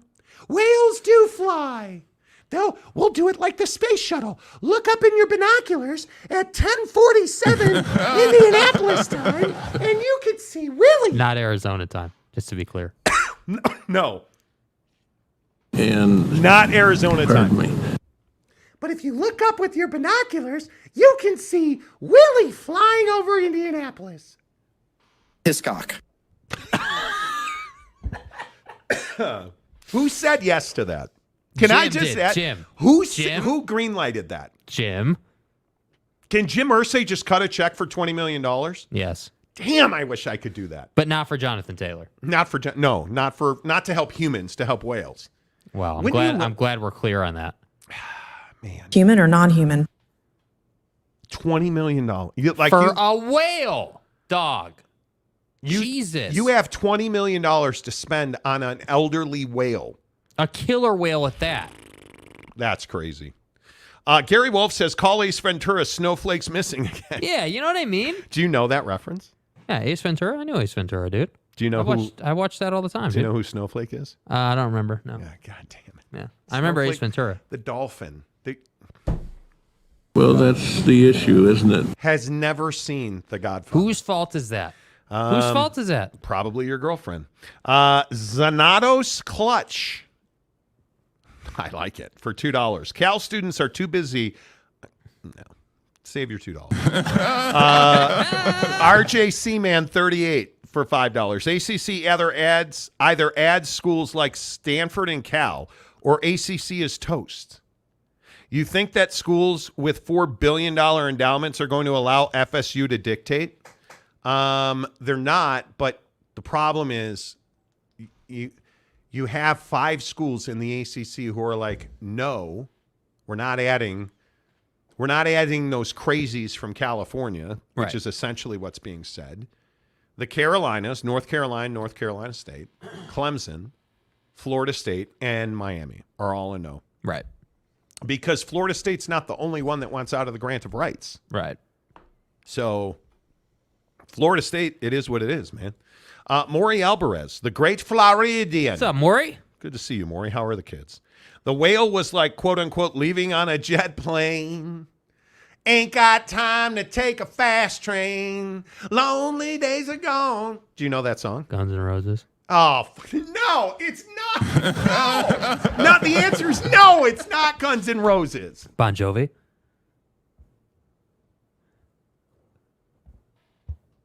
My baby wrote me a letter. Oh, my God. You guys, he's beyond help on the Monty Show, presented by our good friends at The Advocates, theadvocates.com, the best injury attorneys in the business.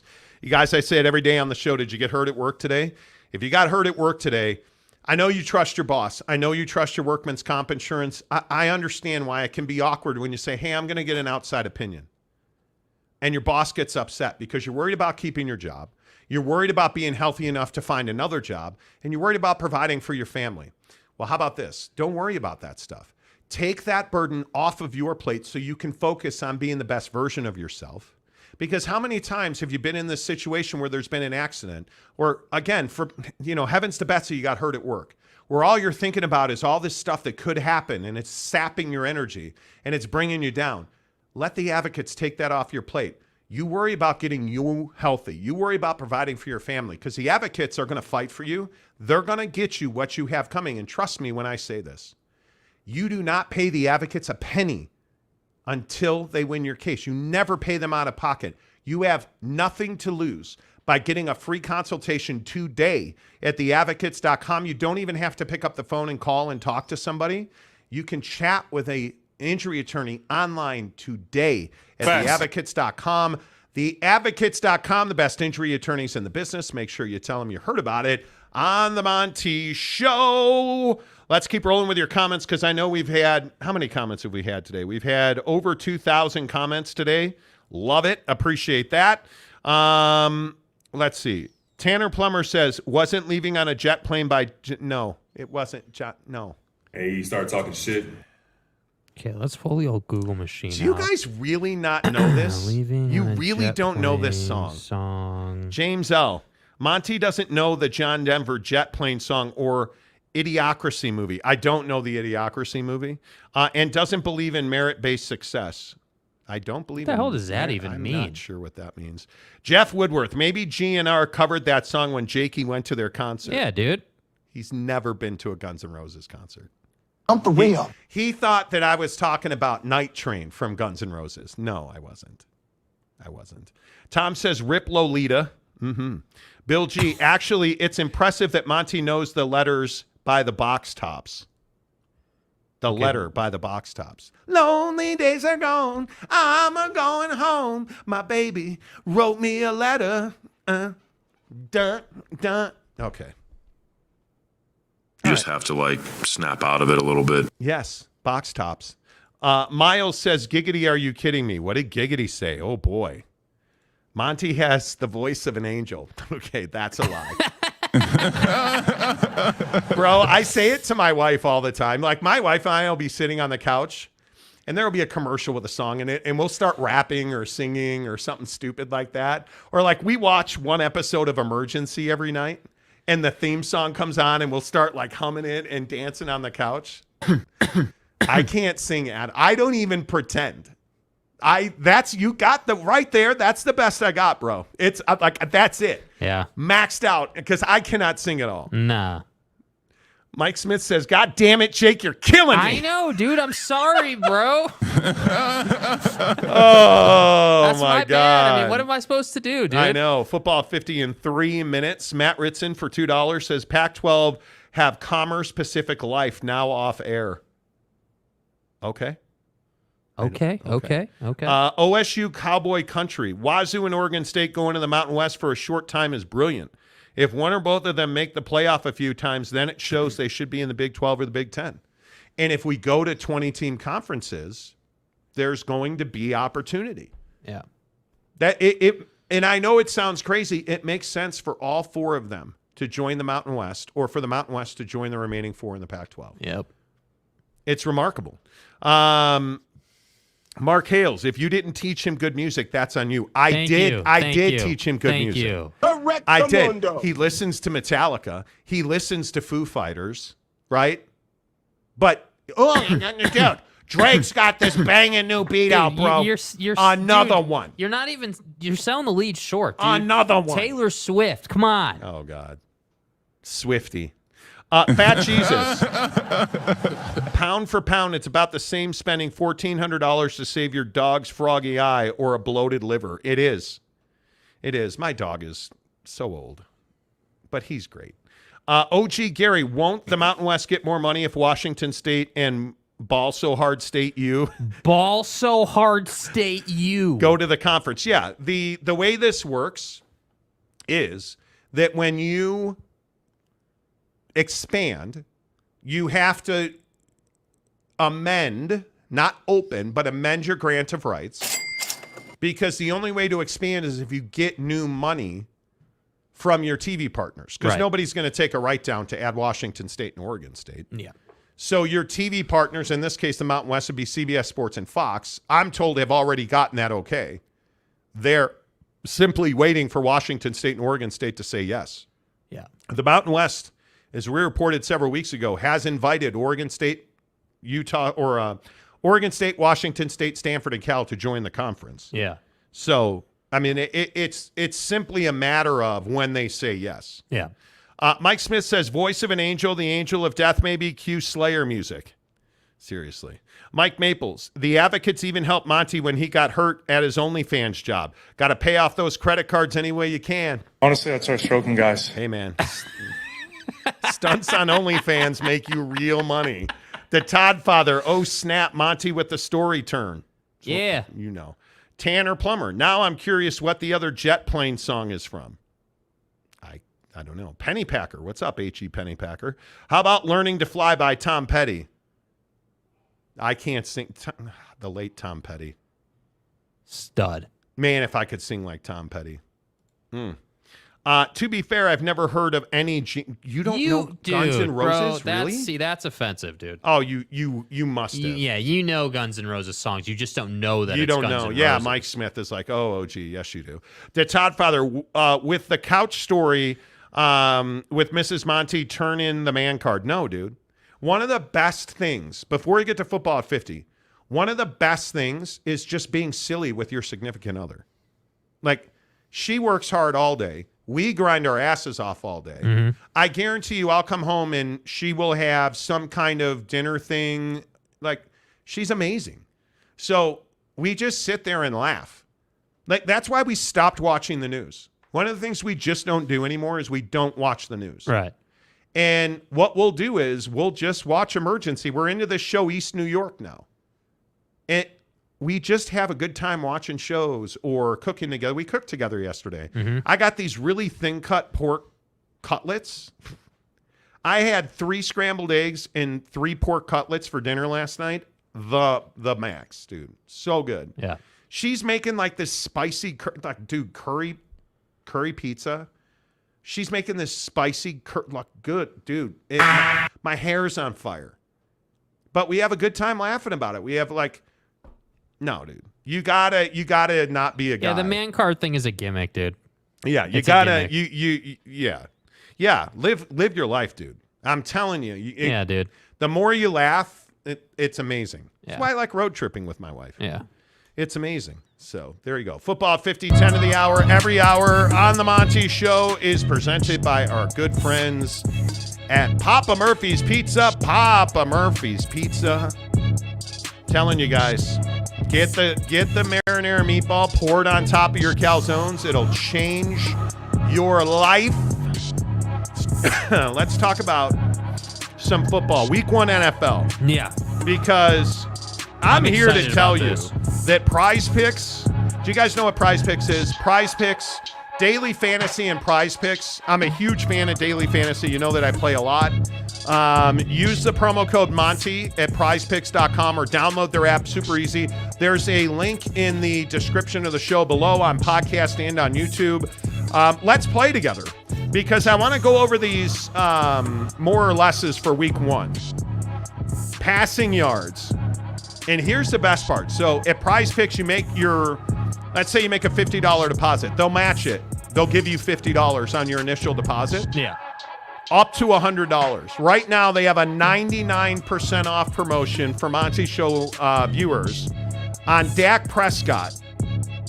They're giving it to you at half a yard. 99% off. Dude, you're going to win that one. But Patrick Mahomes, week 1, Thursday night, 299.5 yards against Detroit. More or less? More. I would go more as well. More. Aaron Rodgers, who's, by the way, going to play. He's going to play in this week's game for the Jets. Really? Yes. He is going to play in this week's game for the Jets. But they open Monday Night Football against Buffalo. 251.5 yards. More or less. Oh, that's a tough one. That is a tough one. I would probably take less because it's week 1, new team, new offense. I'm going more. I think they're going to throw the ball to the backs a ton in that offense. Yeah, I love it. What? It's 250 what? 251.5. Yeah. Yeah, I'm going to go under. Less. All right. Jalen Hurts. 237.5 against New England. More. You're going more with Jalen Hurts. Yep. You're going more with Jalen Hurts. Yep, because I think they're on the same page. This is a guy that's comfortable. Another year in the offense. And I'm a big believer in this whole time zone concept where, hey, if your team is playing in the time zone that their home stadium is in, they're probably going to play better. It is at Foxborough. Yeah, they're on the road, but they're still in the Eastern time zone, right? So he's not having to go across the country. He's not having to travel some massive thing. He's not going overseas. He's right. He's basically in his backyard. I would say over. More. Sex machine. Justin Herbert at home against the Miami Dolphins. Yeah. It's a huge number, though. 287.5. Oh, my God, dude. 287.5. I'm going over on that. Yeah, that kind of feels like a gunslinger kind of game with Tua and at home. But why? Why am I going over? Because I don't think it's a gunslinger game. This Chargers defense is legit. I think they're going to get after Tua's ass. Did you notice, by the way, that Tua learned how to fall? Did anyone see that going around? Tua's now learned how to fall so he doesn't fall just on his back and hit his head. He took tumbling classes. Yeah, he learned how to fall, which I think is brilliant. Yeah, it is, because one concussion and his career's over, I think. But yeah, I'm with you. I think it's over. I think it's over. I think it's over, and I think it's like Tui Pelotu added to that defense. Like, I love the Chargers defense. Yeah. And then this one is almost insulting. What do you think Prize Picks has Lamar Jackson at against Houston? Against the Houston MFing Texans. 230. at Baltimore. 230. Baltimore's a 9.5-point favorite in that game. Prize Picks has it at 208. What? And a half. 208 and a half. More or less passing yards. Lamar Jackson, 208 and a half. It's Dude, gotta be more. Dude. You have to. They're begging you to choose more on that, right? Yeah, I think what they're saying is that Houston is such a bad defense that they're counting on Lamar running a lot. I think you have to. But I'm saying that's more, dude. At 208, that's it. I'm shocked by it. Well, there's a couple other ones in here. Deshaun Watson. This one, versus Cincinnati. This one might surprise you. Yeah. Okay, so Cleveland, Cincinnati. Dude, if Lamar's at 208, this has to be more than that. This is at home for Cleveland. Yeah. Cincinnati's a 2 in Vegas. The boys in Vegas have Cincinnati at -2. Prize Picks has the more or less at 236.5 for Deshaun Watson against Cincinnati. 236.5. I'm taking less than that.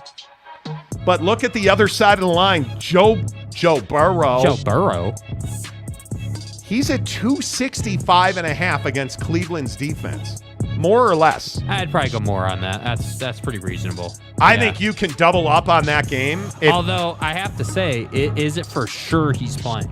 I mean, I know I think it is ready, but I think it is. I'm assuming he is. And then let's finish with the pain train. Excuse me, the pain train? My Aaron Oh, the MVP, yes. The Chicago Bears. The Bears, Mike Ditka. Oh, Ditka! Yeah. Justin Fields. Yeah. I don't even want to say this now. It's so Buddy's bad. Gotta be at 230. Come on, 230. Oh, I Give wish me it. 230. I wish they were that optimistic. There's at no home, way it's under 200. Come on. At home, the fucking Bears are a 2-point home favorite in Vegas. Prize Picks has Justin Fields. Here, you say the no. I can't say it out loud. What? 165.5? Bros, Prize Picks, and I'm not, you guys. What? You guys. I kid you not. Dude, are you for real you right now? You can't see it, but they've got Justin Fields. The soon-to-be Messiah. The MVP. Bro, what? 165.5 yards. Dude. God dang. Bro. 165. You've got to take okay, more. I know we're short on time here, but I just have to look. You have to take more. Dude. Last year's stats for Buddy. It is by far the lowest number in the NFL for Prize Picks Week 1 quarterback, more or less. I mean, it's by far. It's not. Nobody's under 200 except Justin Fields. It's just. Oh my God. Carrie Lee says, "Bear down, Chicago Bears." Jeff Woodworth is being a complete jerk, saying, "Take the under on Fields." Who throws some more, Fields or Love? Shut up. Why would you see? You say stuff like that, and you expect me. I'm just asking a question here, bro. Just asking a question. I mean, you would have to take Jordan Love, right? Right. What's Jordan Love's number at? What is his number at? I don't have him here. No, I don't have Jordan Love on Prize Picks. Maybe they're not rolling on that. Yeah, I don't know. Anyway, click the link in the description below to join us on Prize Picks. Let's play together all year long. And again, right now, when you use the Monty promo code, and if you click the link in the description below, the match will be there already for you. Yes. But if you use promo code Monty, you're going to see that you're going to get full matching on your deposit up to $100 at Prize Picks. So hook that up. Every week we're going to play. And it's going to be amazing, you guys. I love it. Get your account set up now.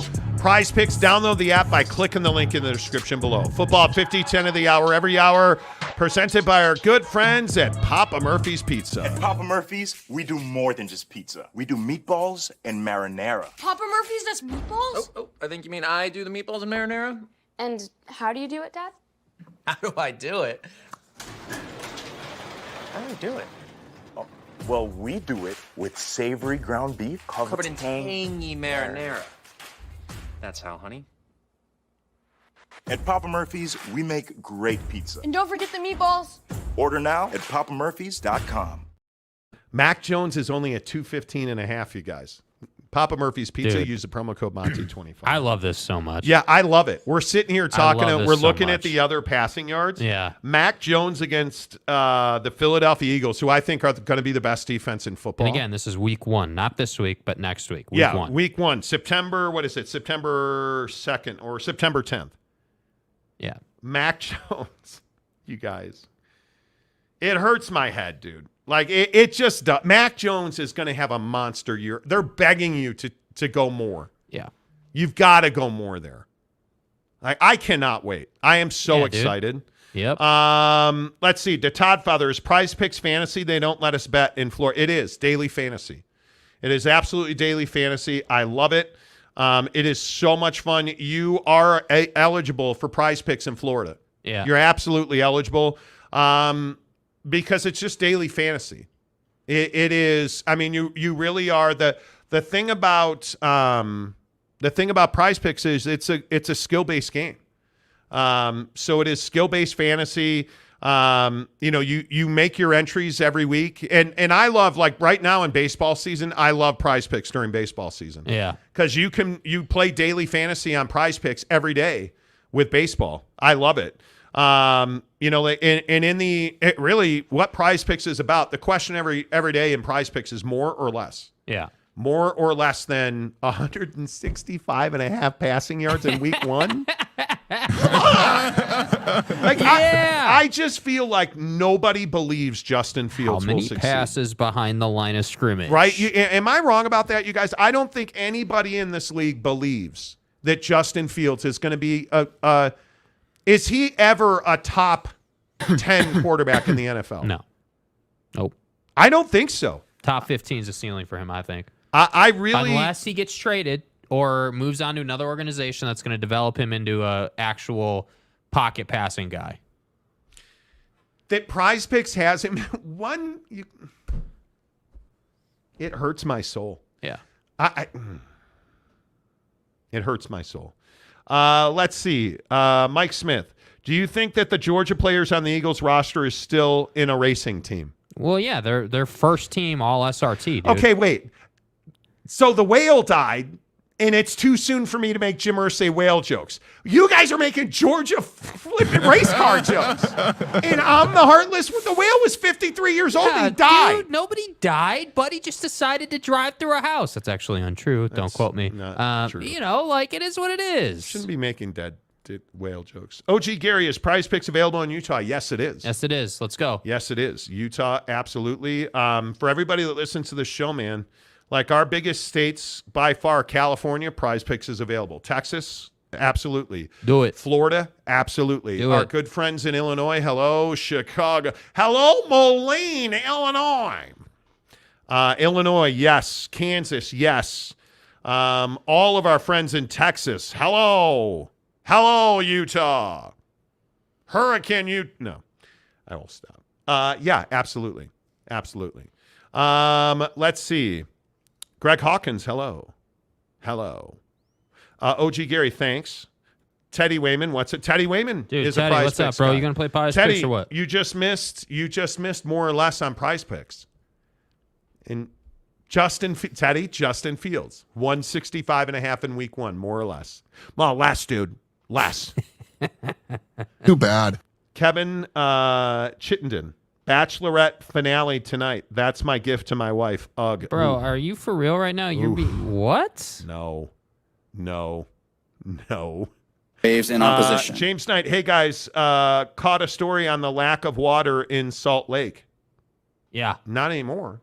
Not anymore. It's gotten better now, but Way there was better. definitely a drought happening, and the Great Salt Lake was definitely drying up, no doubt. Cam Harrison, good evening, guys. Hello, Cam. I've got like 3 DMs. What are we DMing about? About the Prize Pick links. You got the Prize Pick link is in the description on YouTube below. Or if you downloaded the app, just put the promo code as Monty, M-O-N-T-Y. Hey, Monty. And Prize Picks will match your initial deposit up to $100. Yeah, do it. Download the app, enter the promo code Monty. Prize Picks will match your deposit. Do it. Or in the link below on the podcast and on YouTube, obviously. The link is there. Jeff Woodworth, why we have a week 0, that makes as much sense as spending $20 million on a 53-year-old dolphin. It was real. It wasn't a dolphin, dude. There's a difference, dude. Whales are much bigger, or dolphins are smaller. Like, get your nomenclature right, dude. It was a whale. It wasn't a dolphin. Yeah, do you think Jim Irsay has emotional distress over this whale? Jim Irsay. Hell no. Jim Irsay, the owner of the Colts. Right. I'm not making this up. If you're just tuning in, it's everywhere. Jim Irsay was willing to spend $20 million to fly a 53-year-old whale who's lived in captivity, a tank, an orca whale, from Miami to San Diego to release the whale into the Pacific Ocean. Well, you might say, well, how the fuck are they getting that thing from Miami to San Diego? Well, see, Jim was going to fly it in a cargo plane. The whale itself, not the water that the whale needs to survive the plane trip. The whale itself weighs 8,000 pounds. Fat. It was going to cost $20 million. Yeah, somebody needs to put that whale on a diet. Fat. It was going to cost Jim. Hey, Jim. $20 million. Now, why are we talking about this whale in the past tense? You guessed it. It's dead. It died at the 53-year-old Lolita. Lolita. With all due respect.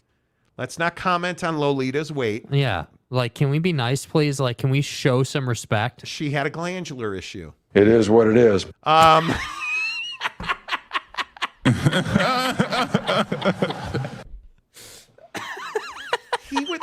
Guy, do you not have anything better to do with your $20 million than fly a whale from Miami to San Diego? Let me tell you what now. How does that make sense? And listen, I understand I am not a rich man. Right. I get it. Right. I don't have $20 million. I've been a rich man and I have been a poor man. Exactly. Right. I don't have $20 million to light on fire. Right. If I did, I would. Or drowned in this case. And look, I'm not the guy I'm not against whales being free. Free Willy. Oh, go for it. If I had $20 million, I'm not putting a whale on a fucking plane. I'm not doing it. There's under no circumstances, Jim Irsay. And again, we talked about this earlier, but in what meeting did somebody say, man, Jim, that's a great idea, dude? Excellent strategy, sir. So you didn't spend the money. Guys. So Jim didn't spend the money because the whale died. Right. Yeah. Any coincidence today that Jonathan Taylor was granted permission to seek a trade? The Colts granted Jonathan Taylor permission to seek a trade away from the Indianapolis Colts. Pack this thing up. We're out of here. And by the way, Yeah. What? I just got a notice from my HOA that our HOA is going up. Dude. You want to know why I can't afford to fly that whale across the country? The pipe job that is that HOA, though. Dog. Dude. Waves in opposition. Man. Just one. Anyway. Yeah. The terms that they are willing to take for a trade, they want multiple first-round picks. So let me get this right. You damaged Jonathan Taylor, who's only 24 years old. Right. You're asking for multiple first-round picks. To which, who's giving you that? I don't know. Who is giving you that? And I don't know why you don't want to just pay the guy. Like, what is the big deal? A first-round pick or a package of pick that equates to as much as in a potential Jonathan Taylor. They want multiple first-round picks. You're out of your freaking mind. Who's giving you that now after you've completely gutted his worth? Yeah. And Jim Irsay's reputation precedes itself. Capazzo. Hey, Capazzo. I hope you guys are dry in the Jeezy, dude. I will never live in an HOA. I will never live in an HOA again. Never. I'm not doing it. I am not doing it. My Broncos might. Too bad we have all our first-round picks given up. Dude, I'm with you. Katie Raiders says, wreck 'em. Pew, pew. Go Raiders, right? Let's see. Brandon Butler. There is an old book by Nabokov that meant a lot to Irsay. Apparently, he likes him big. Well, hey, dude, I'm not paying $20 million to fly. Can you measure it? I'm not doing that. There's no chance in the world. Why would you do that, dude? Well, maybe because you went to trydaytrading.com and you made $20 million day trading as one of the elite day traders in the world. Come on. That was cash. That was pretty good, dude. I mean, and then to say it was cash when you're talking about tri-day trading, which is going to get you This hour of the show presented by our good friends at trydaytrading.com, the best way to make money. And a lot of people complain about their jobs. A lot of people complain about having to go back into the office. A lot of people complain about their bosses. Stop doing that. Stop wasting your life working for somebody else. A paycheck is the drug they give you to forget your dreams, friends. Get to trydaytrading.com. They right now have a special for Monty Show viewers. $10 gets you a 30-day trial membership. And that $10 is a charitable donation. They give it to charity, so you get a tax write-off. And they give you their entire program in that 30 days. Elite, high-level coaching. You get full access to their software, their processes, their algorithms. They teach you how to be an elite day trader. Their graduates that day trade on a full-time basis make $1,000 a day or more. Did you make $1,000 today? Oh, you didn't? TryDayTrading.com. Their part-time traders who do it as a side hustle make $300 to $500 a day. So they do things like pay for their vacations. They do things like pay off their car, pay off their house. I know a lot of people that day trade and put it in a mortgage fund so that they can pay off their houses. Yes. That's a great way to do it because it's about an hour and a half of work. First thing in the morning, you program all your trades, you go work your full-time job, you come home and you count your tri-day trading money. It is quite literally that. And the thing that I love most about tri-day trading, when you graduate their program, they're going to fund an account for you to trade with their own money. Yeah. Not your money. You make your first trades with Tri-Day's money, and when you make money with their money, they give you 80% of the profit. You have nothing to lose. And if at the end of that 30 days, you're like, yeah, I don't get it, or it's not for me, walk away. $10, which is a tax write-off and charity donation. Walk away. Nobody has ever done that on this show. Everybody executes because it just makes you so much money at TryDayTrading.com. The biggest stories in sports today, presented by TryDayTrading.com. I think this Kirk Schultz interview, the president at Washington State, did a pretty wide-ranging interview with one of the board of trustee members at Washington. And one of the things that's really interesting is listen to Kirk Schultz, the president at the University of Washington State, or at Washington State University. Listen to Kirk Schultz defend the merits of the Apple Pac-12 TV deal. So my perspective was that trying to go to linear networks in general, the ESPNs, Foxes of the world, whatever, and expecting that somehow magically we were going to close the gap between where the Pac-12 was and where the Big Ten and SEC are in terms of revenue per school was going to require something different. The Apple deal, to me, represented risk, clear risk, because maybe you're not on some of those linear channels as much. But if you said, what is the potential upside? It was clear that this was an opportunity to partner with probably the top technology company in the world worth over $1 trillion to say, let's try something new and groundbreaking. And we're going to partner with you on a 50-50 deal to try and grow this thing. And Apple felt within 3 years, we would vastly exceed where everybody else was but the big two and be closing that gap. Man. The big two. Can we trademark that term, the big two? I already did. The point is,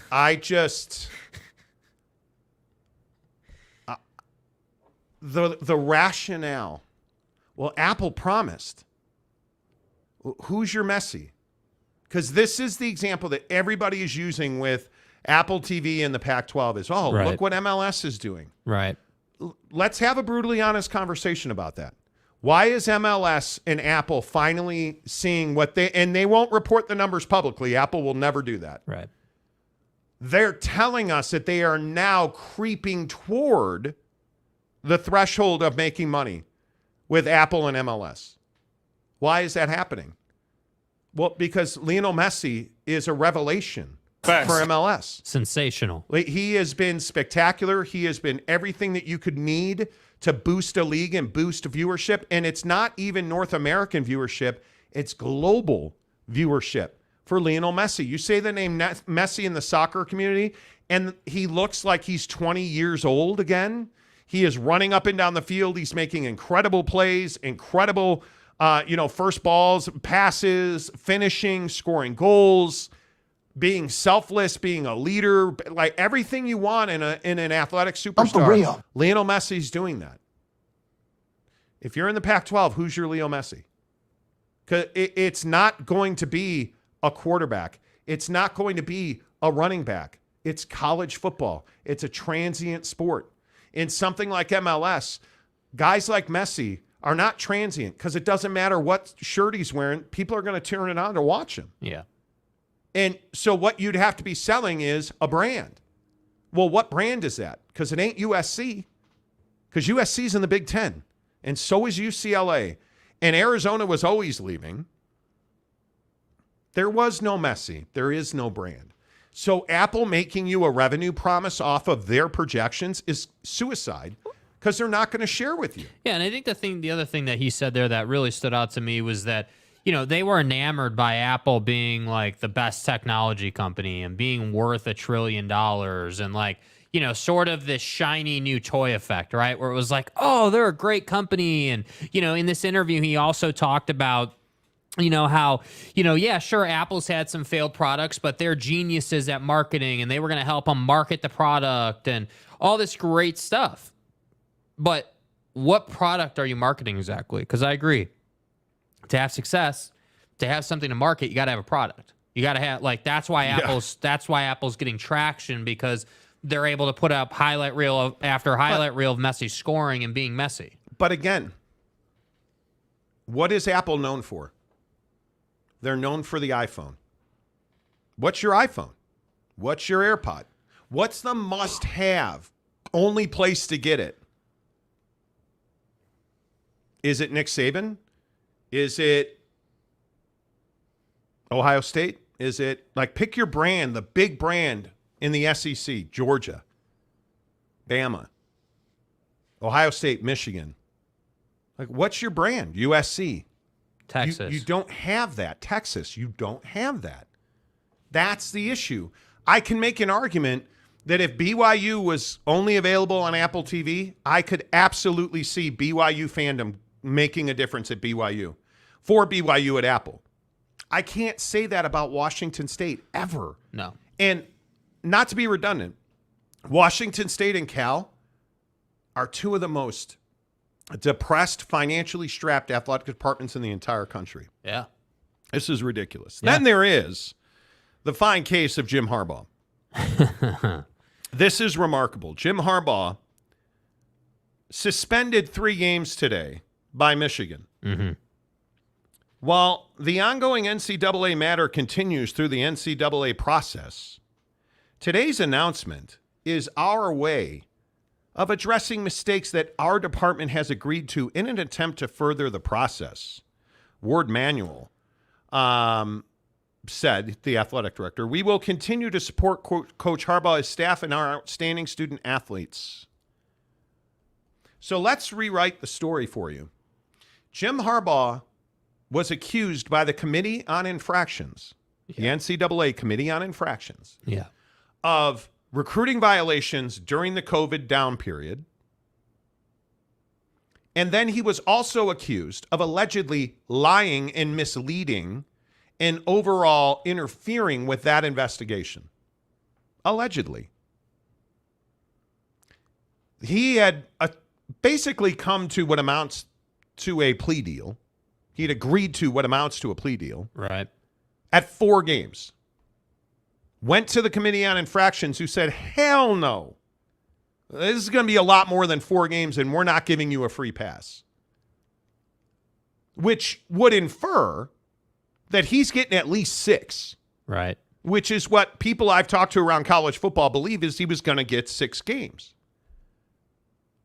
So you thought, and I understand you're Michigan, you're Big Blue, the big house. Khakis. We get it. Yeah, khakis, dad bods, we totally get it. You thought giving him 3 games would somehow placate the Committee on Infractions. This is stupidity at its finest. You shouldn't have suspended him at all. No. If you were just going to say, well, man, 3 games, wow. Because who you're playing nobody in those 3 games, as we have talked about on this program. Yeah. Michigan, they don't have 3 games of consequence on their schedule. Because it's garbage. It's certainly not going to be East Carolina, UNLV, and Bowling Green. Rutgers, at Nebraska, at Minnesota, Indiana, at Michigan State, Purdue, at Penn State, at Maryland, home for Ohio State. And I can tell you the Committee on Infractions would love nothing more than to not have him on the sideline in his khakis during the Ohio State game. But you're not giving him a year for this, which, by the way, he deserves.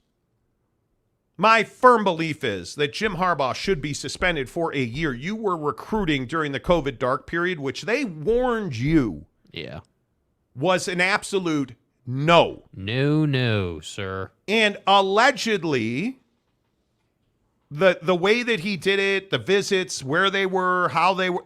The coronavirus. And then when you got allegedly caught with your hand in the cookie jar, you were misleading and disruptive to the investigation. Which is not surprising at all if you know Jim Harbaugh in the least of experience, which I do in San Francisco. He should have been suspended for a year. Mm-hmm.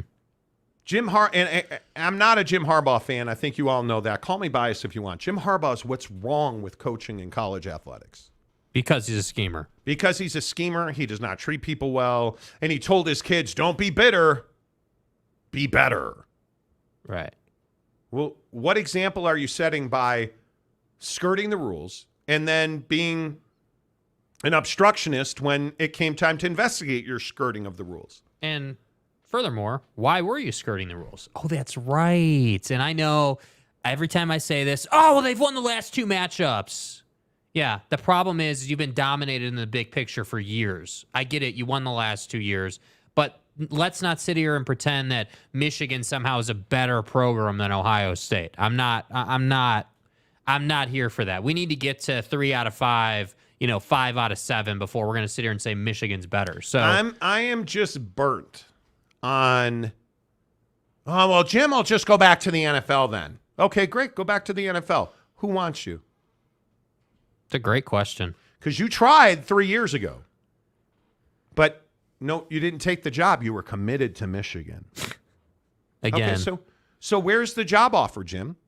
If you're such this in-demand NFL coach, where's the job offer? You're Florida State. Nobody wants you. Because you've become that guy who's a pain in the ass.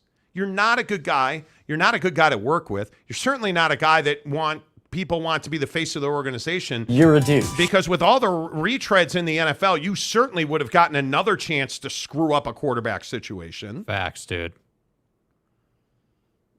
Oh, but now you've beaten Ohio State a couple of times, and we're going to slap you on the wrist. And you're not going to be bitter. You're going to be better, Jimmy. This is what's wrong with letting guys like Jim Harbaugh mentor your kids. Like letting guys like Pat Fitzgerald be a volunteer coach at a high school football team. But Pat didn't know. Come on. So Pat Fitzgerald, who is in the middle of one of the largest bullying scandals, and arguably a sexual abuse scandal, not a bullying scandal, and you're telling me that that's the guy who should volunteer on a high school football team coaching staff? Where are we at in society today? And I know his kids play. I get it. That's not the point, though, dude. And you're telling me that Jim Harbaugh is the guy you want leading your NFL team or your college football program? Nah, I'm good. Yeah, I mean, it's the epitome of hypocrisy in our country, dude. What, Urban Meyer's not available? Yeah, exactly. Come on now. Right? Come on.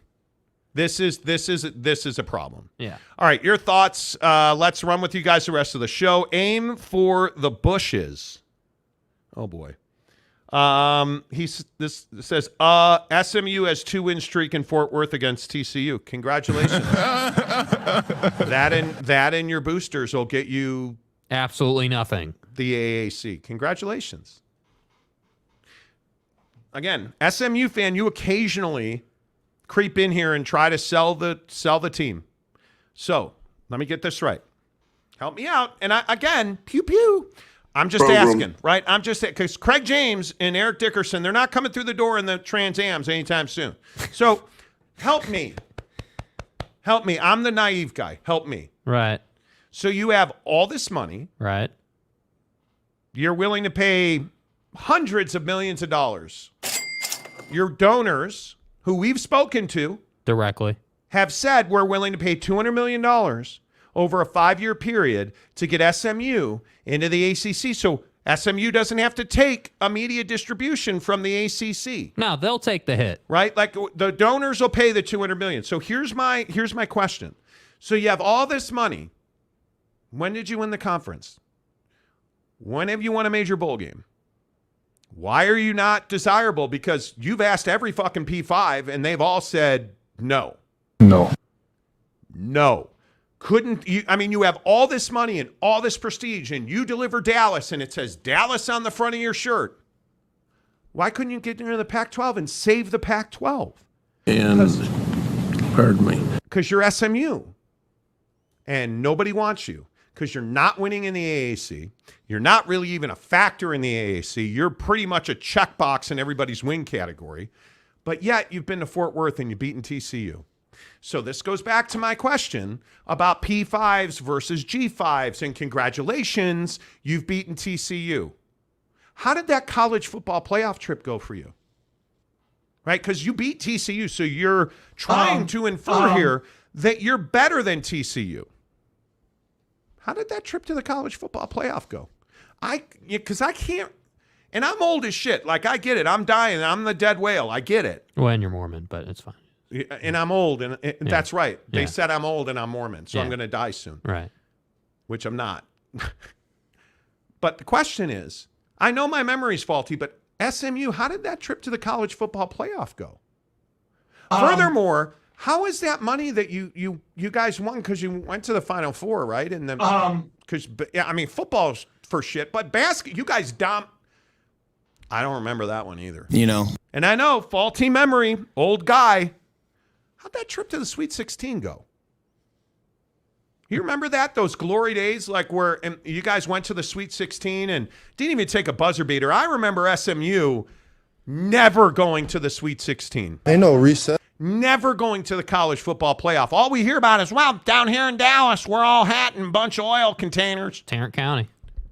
Yet you're irrelevant. You don't deliver Dallas. You don't deliver Texas. All you have is money, and nobody wants it. And I get it. You're in my comments all the time, SMU fan, and you're on our YouTube comments all the time, SMU fan. And all you want to talk about is everything but how come you guys haven't taken that money and dominated the AAC. Furthermore, since you have so much money, how come nobody wants you? The ACC, it's 200. You're begging. You're essentially, you're trying to be their concubine. Hey, it won't cost you anything, and we'll serve at your pleasure. And they still said no. What? But you're SMU. Don't they understand Craig James and Eric Dickerson? Don't they understand the Pony Express? Don't they understand the oil guys? Don't they understand the 10-gallon hats full of $100 bills? Oh, shit.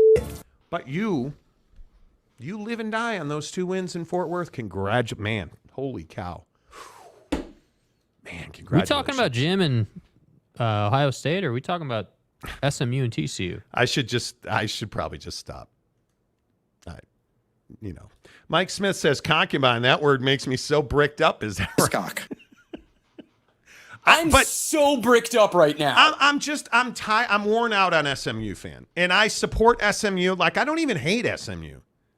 All the people at SMU we've talked to, the donors who They call us back. We have conversations. Like, they're good people. Mm-hmm. But the fans are miserable. Can you blame them? No. Tsunami warning. If y'all hate SMU, it's enough for me to love them now. I don't hate SMU. I just want answers to my questions. Ma, but we beat TCU and Fort Worth 20. Okay, well, how come nobody wants you then? I want it. Well, we have all this money. How come you're not winning in the AAC then? You have all, and that's the big one. You're going to pay your way into the ACC and the Pac-12. You were going to, because I love when all the SMU fans, well, they're going to let us in because we're going to save them. Schemers. Hey, man. Congratulations. Hey, John. Dude. Let's pour some out for the Pac-12 who's dead. Hey, John, can we pour some out for the story where you reported SMU was paying $70 million to get into the Pac? Schemers trying to control their little worlds. Bill G, SMU had good basketball teams in the late 70s. They did. RFR Mac. Sorry, Monty, don't agree. This should be the NFL. College should be different. Wait, don't agree on what? Don't agree on what? Jeff Woodworth. Fan, not fans. There's a lot of SMU, Blake, Monty did choose violence at the end of Monday. I did. I read that one already. Tsunami, then cancel every team that isn't Bama. No.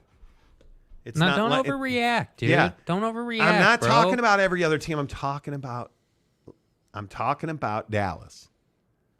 I'm talking about the Pony Express, SMU. How dare you? That's it. They aren't Kramer, Tsunami. Truth.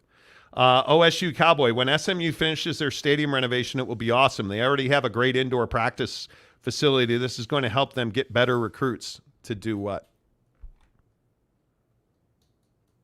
Because all these years with, and this is, again, great point. You view this season as a failure? You have all this money. How come you guys don't win the recruiting wars every single year? Deion got Hunter to go to Jack State. Nobody? You guys aren't, you're winning the recruit, right? Because they all get Trans Ams. Right? Because that's oh, no, they get T-shirts that say, "We are Dallas." That's right. Damn, bro. Damn. Little different than the Trans Am. Dude. SRT at Georgia, T-shirt that says, "We are Dallas." Oh, but we do win in Fort Worth at TCU. Notice Kirby hasn't lost his job yet over all these super speeder tickets. They're not. Gary Wolf. Monty, don't forget they got the power of W backing them. Oh, yeah. W and Condoleezza going to the ACC and working together. Better pitcher, W after 9/11 at Yankee Stadium or anybody who's ever thrown a ball at SMU. Damn. I'm taking W. You remember that? W. Wearing a bulletproof jacket. Iconic, dude. Absolutely iconic.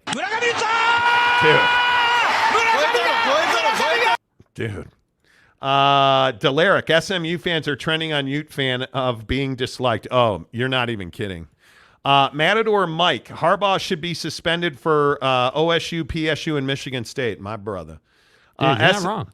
SMU has that death penalty money. Where do I join as a member? Not tech savvy. It depends on what phone you have and what version of iOS. You can always do it on desktop. Matador Mike, you just hit the join button. And if you see it on your phone, if you're watching on a phone, you just hit the join button. But if not, you can hop over to desktop. Appreciate that. OG Gary says, all Southern, no Methodist. Yeah, they're not affiliated with the church anymore. Mike Smith, Bama had its crappy years too. People forget, but Bama was a day away from hiring Rich Rod from West Virginia before West Virginia decided to up his pay a tad. Remember? Nick Saban is a better man than you are. Mike Shula. He's going to save Bama. Roll Tide. He's going to keep the blankets warm until Saban comes in. The dynasty is not over. Elaine Tran, when's the last time SMU beat Houston in basketball? Somebody will go look. Somebody will go look. It just is what it is. It's fine. I don't hate, and this is what happens. I did not have sexual relations with. I do not hate SMU. Uh-huh. But it just grates on me that their fans were like, whoa. Guys. Hey, why don't you use that money to win recruiting? And, pardon me,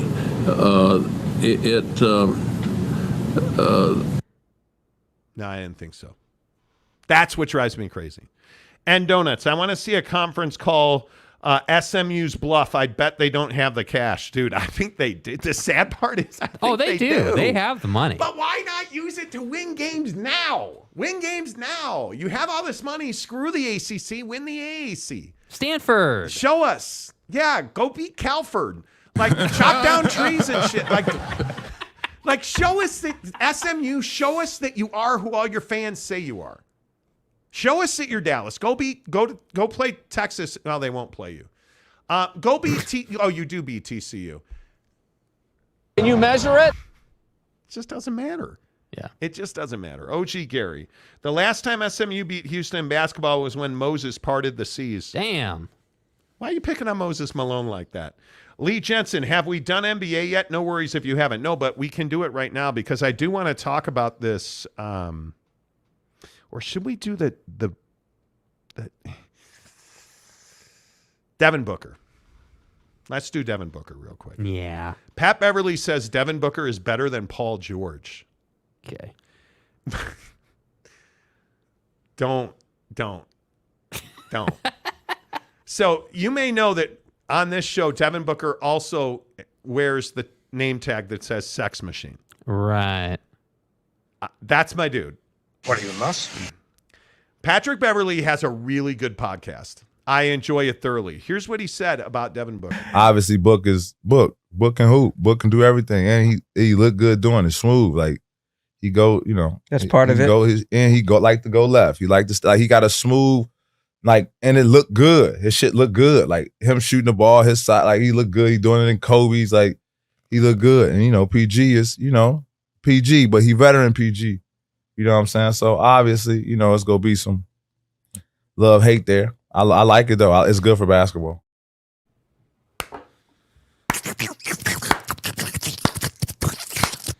You know what the problem is, dude? I don't even like Pat Bev. But he ain't wrong. He's right. That's the problem, dude. Let's go. That's the problem, Stay home. dude. Let's go. That's the problem, dude. Damn. Now let's come back down to reality. I think I've hit it every time. He's hit every Kardashian. But if Devin Booker with Brad Beal. Hey, Brad.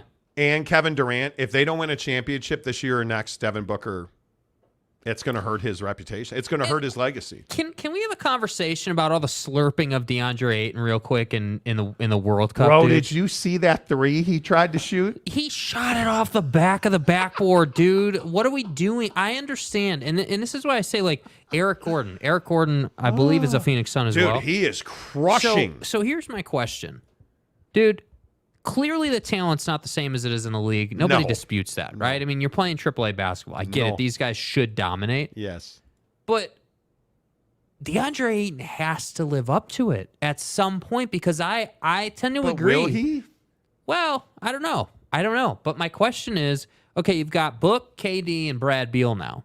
Who's taking a step back? Because it ain't going to be Book. I think it ain't going to be Kevin Durant. I think one of the other, you got to look at Saban Lee. You got to look at Eric Gordon. Yuta Watanabe is a huge ad. Dude, Eric Gordon's on a vet minimum, bro.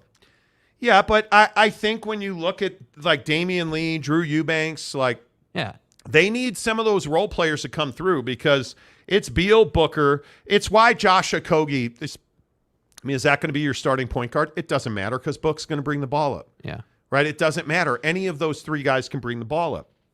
The guy that's going to make or break this team again, and I can't believe I'm going to say this, is fucking DeAndre Ayton. Facts. Because they're in the exact same position, and this is what fires me up about the Suns. Because I'm not a Suns fan, I'm a Booker fan. Yes, you are. That's right? correct. And my issue is Devin Booker's legacy for the last 3 years has been tied not to Chris Paul, but to DeAndre Ayton. Yeah. And you overpaid him, you haven't traded him, and he's not getting better. In fairness to them, and I don't disagree with any of that, I just don't know.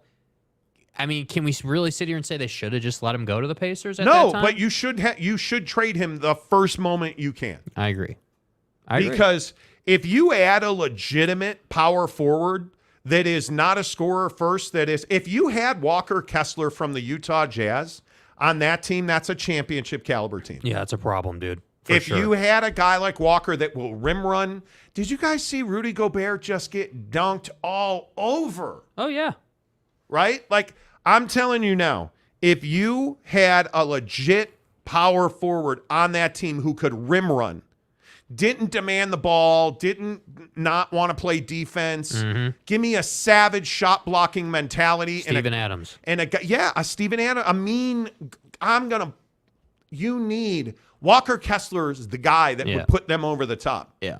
Because when you have Kevin Durant who can play 1 through 4, when you have Bradley Beal who can play 1 through 3, when you have Devin Booker who can play 1 through 4, you have a lot of flexibility there. You don't need Chris Paul. You don't need. Yeah. But you look at the situation with the Suns, their fortunes are tied in money and in mentality to DeAndre Ayton, who's never going to be a great defender and who's always going to be soft with the game on the line. And who's always going to be pissed he doesn't get the ball more. Yeah.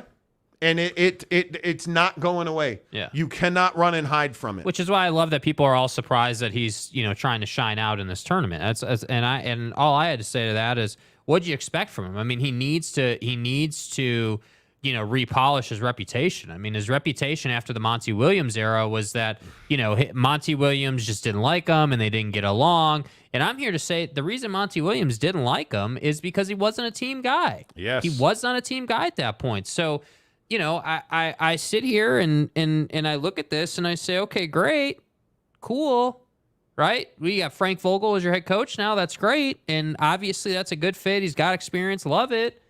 But ultimately, DeAndre Ayton's going to have to understand his role. And I hate saying that about guys, but it's true. There's a speech by LeBron that goes around social media a couple times a year. It's all over YouTube. You can find it.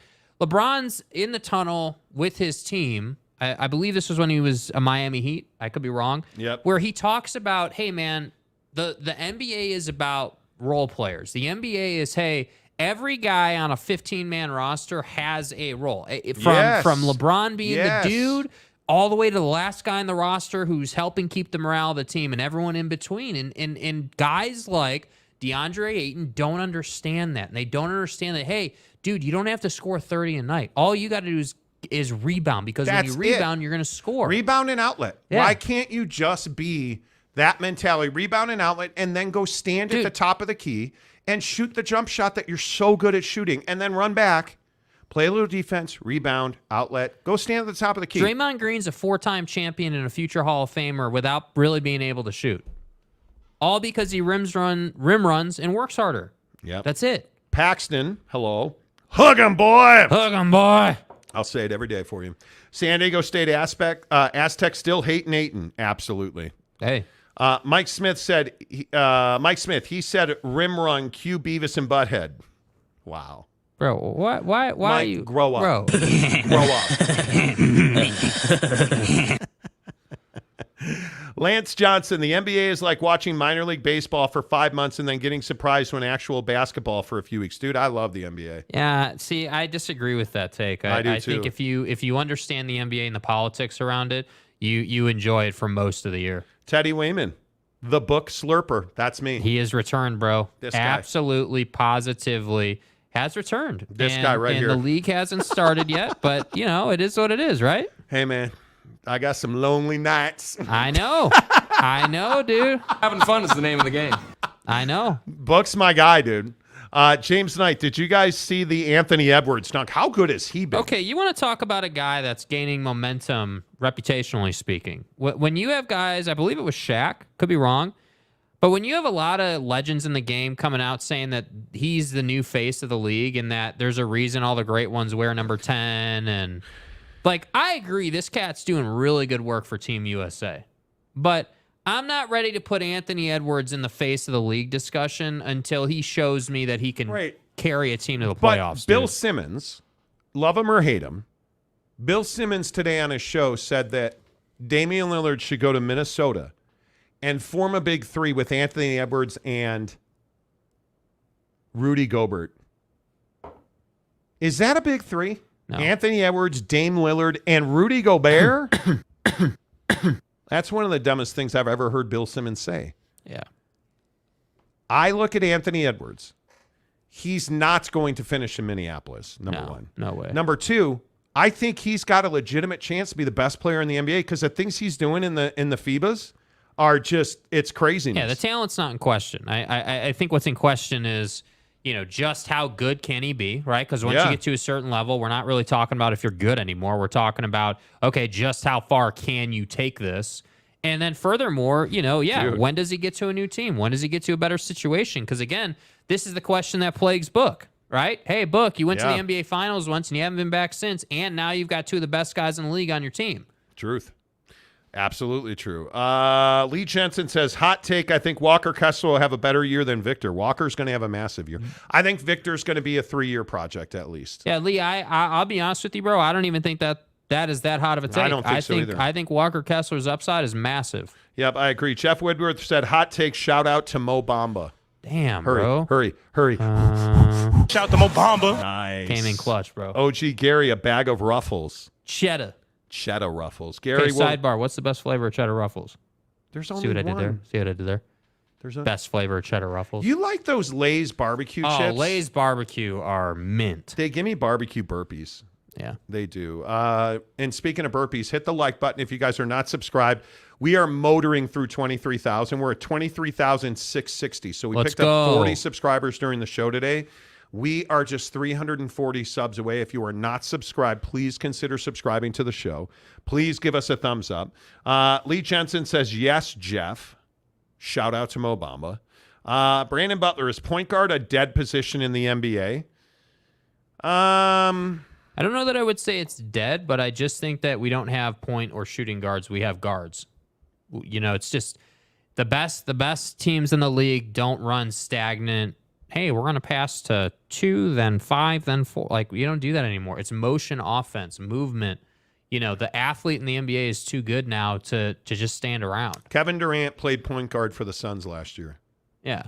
Which means it's whoever brings the ball up. All you're doing in the NBA, much to Brandon's point, is you're putting the ball in your best player's hands in their most comfortable position. If Kevin Durant is the guy triggering that for Devin Booker to play off the elbow, it just doesn't matter. Whoever's going to get the ball to your best player in that position, that's your point guard. Like Luka Doncic, does he need a point guard? No. He doesn't need a point guard. By the way, real quick. Yeah. So apparently Jennifer Cohen's press conference is going on right now. Yeah. USA Today sports columnist Lindsay Schnell tweeted, the Pac-12 network is not carrying the USC Jen Cohen presser. They're playing a replay of a volleyball match. That's about as on brand as it gets for the Pac-12. How are you not? Well, we're being... Because Jim Harbaugh said it. Don't be bitter, be better. Nobody watches. Who cares? Dude, that's a major event in the Pac-12 this year. Yeah, but... That's a little surprise. I don't think... I don't know. Maybe I'm an asshole. I don't think that's surprising. The Pac-12 network's been dead for years, dude. That's surprising. That is surprising. Stream it on your YouTube channel, yes. Put it on social, yes. But the Pac-12 network, who cares? Yep. Sir Bob Lob Laws. Okay. Lay's barbecue sucks. Lay's old-fashioned barbecue rules. Teddy Wayman. I honestly think that would be a lethal combo in Minnesota. The problem would be, what does Minnesota give up to get Dame, considering what they gave up for Gobert? Truth. You could make some. But is Damian Lillard going to play with Rudy Gobert? No. I don't think there's any chance in the world. Any chance. Jeff Woodward said almost at 3 hours, 0 fart drops. That's untrue, dude. I've played one today, and you missed it. Unfortunately. Stop. OG Gary, Volkswagen is going to fail miserably. I would agree with that. He will. Volkswagen. Ron Nolan, Pele, Messi, and Neymar all wear number 10. Number 10 is the number of legend. Victor's the way. So I'm not really sure why Neymar wears number 10. If only legends wear it, I'm not sure what he's doing. I don't at all. The Nye guy, hot take, Clayton Tune starts for the Cards this year and next. Could be. 1 year, just 1 year. No, I don't, because they've tried. Hey, big shout out to Neon Leach, our newest member. Let's go, baby. Appreciate you guys. All right, we've got about 10 minutes. Don't forget to get into the description of this show below on YouTube or in the description of this podcast if you're listening on our audio. By the way, if you guys want the audio only, Spotify has been massive the last 3 weeks. We have had massive audio podcast weeks.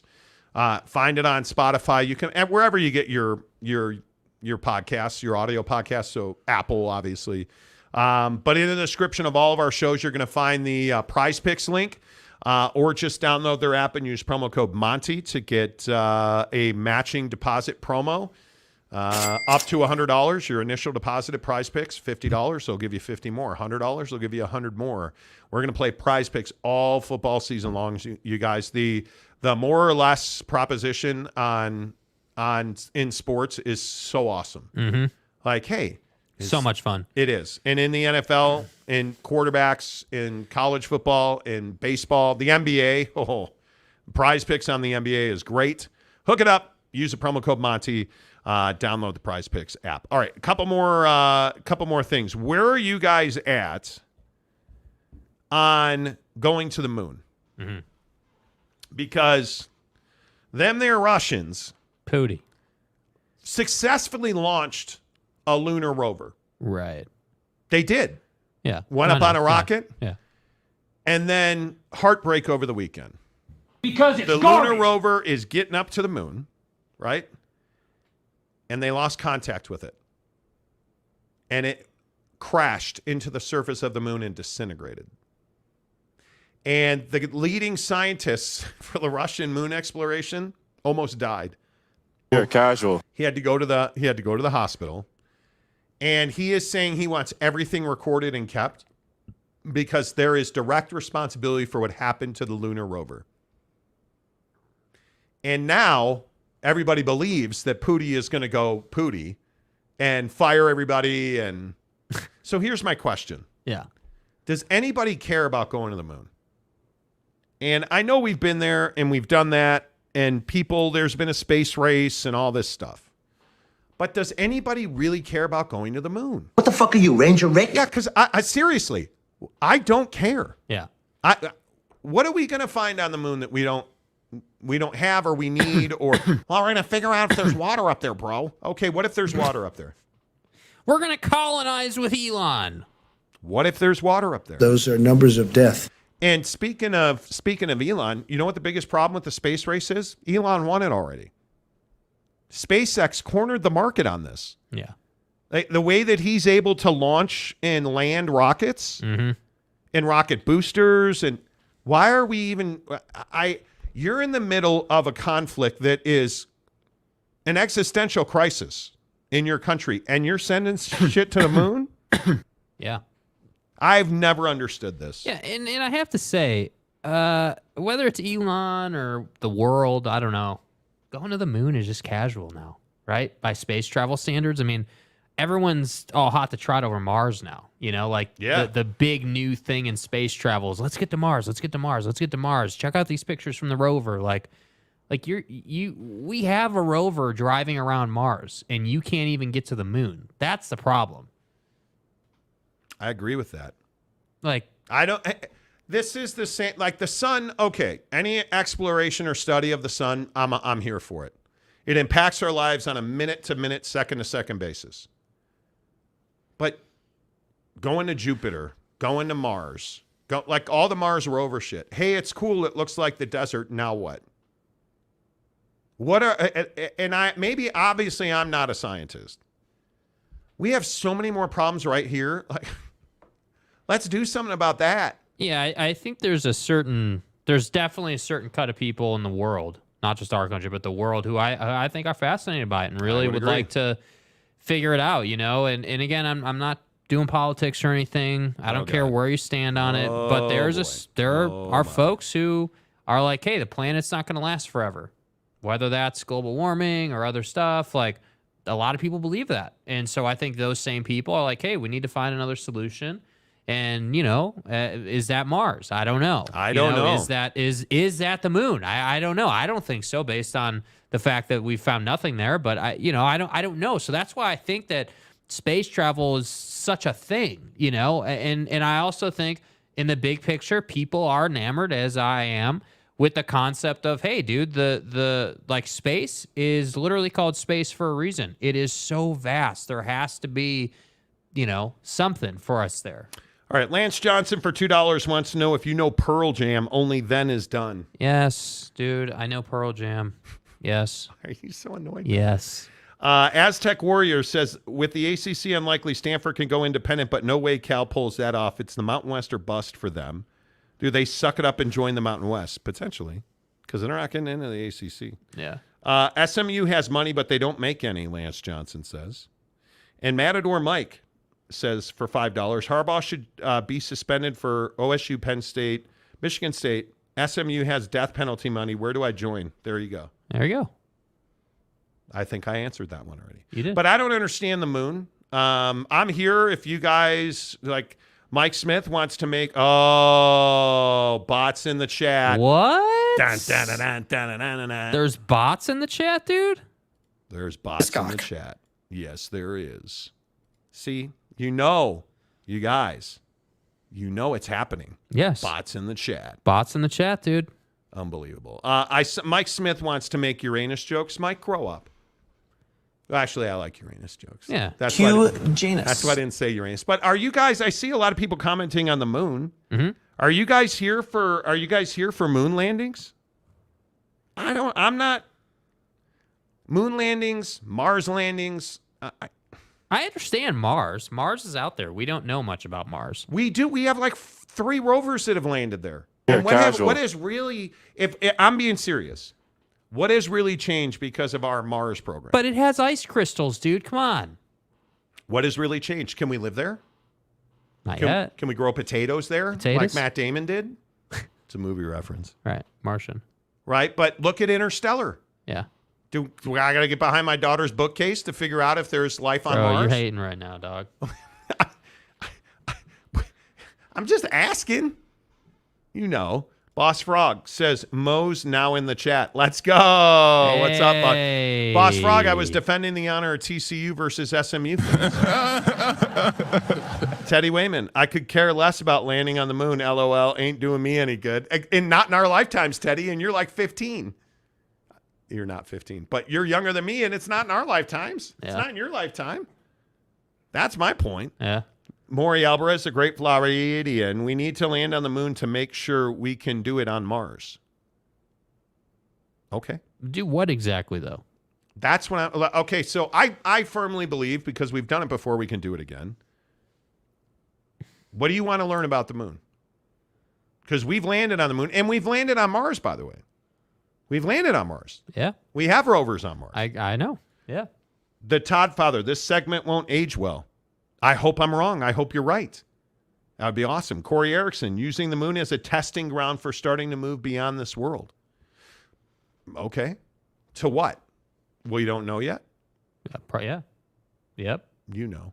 Big Bad Brass Balls, there's much to learn on the moon. It's not just about water, which has already been discovered and makes the moon a great leaping point out to the rest of the solar system. So let's do that then. That's what I'm I saying. think they're working on that. Sir Bob says, let's land on Florida and fix that. OG Gary, terraform Mars. I don't know what that means. Jeff Woodworth, yes to the moon and Mars. Space exploration is the future, and we can either control our own future or be beholden to other countries. Well, let's at least partner with other countries. Can we do that? Not right now. I think we have far too many problems at home. That we always do this, and this is just a philosophical thing, but I'm here to work on the environment. I'm here to work on humanity, hunger, quality of life issues. I'm here for all of that. Yeah. But I feel like us, the Americans, and this is a stupid part about the Russians, going up there on your own is never going to work well. Was never going to work well. But I don't know. Do we have the relationships? I think we do. U.S. Americans. In the science world, we absolutely do. Right. I'm here to partner with other countries to go to the moon, to go to Mars. I'm good with that. Fucking America. We have it on the space station. I'm good with that. But at some point, we got to stop trying to do stuff for ourselves. That's what drives me crazy, Bob. Yeah, you're wrong. Oh, God. Gumby says the moon landing was fake. And here we go. See, you knew this crowd was going to come out, dude. You knew that, bro. Lee Jensen. Infowars.com. I thought we were over mooning people. Never. Oh, and donuts. Moon pies are good. Don't you joke. Mike Smith, like crazy haired guy said, I'm not saying it was aliens, but it was aliens. Yeah. I'm flipping around TikTok the other night, and there's this story about Army Rangers capturing a large subhuman figure deep in a cave in Afghanistan. Biologics. Whatever you say, dude. Biologics. I don't buy it. I'm afraid the topic of the moon is much greater than we can discuss in a chat room. Oh, it is, certainly. Giggity. Why should we explore other planets? We don't appreciate or take care of Earth. All we do is screw up another planet. Dude, preach. Fat Jesus, I will care about the moon when they open a Super Chicks there. Thank you. Yeah, I mean, that's a great point, dude. Thank you. Yeah, I mean, seriously. I love America, brother. Dude, we're watching. You guys, before we leave, do you want to know what kind of life I don't have? Here's the kind of life that I don't have.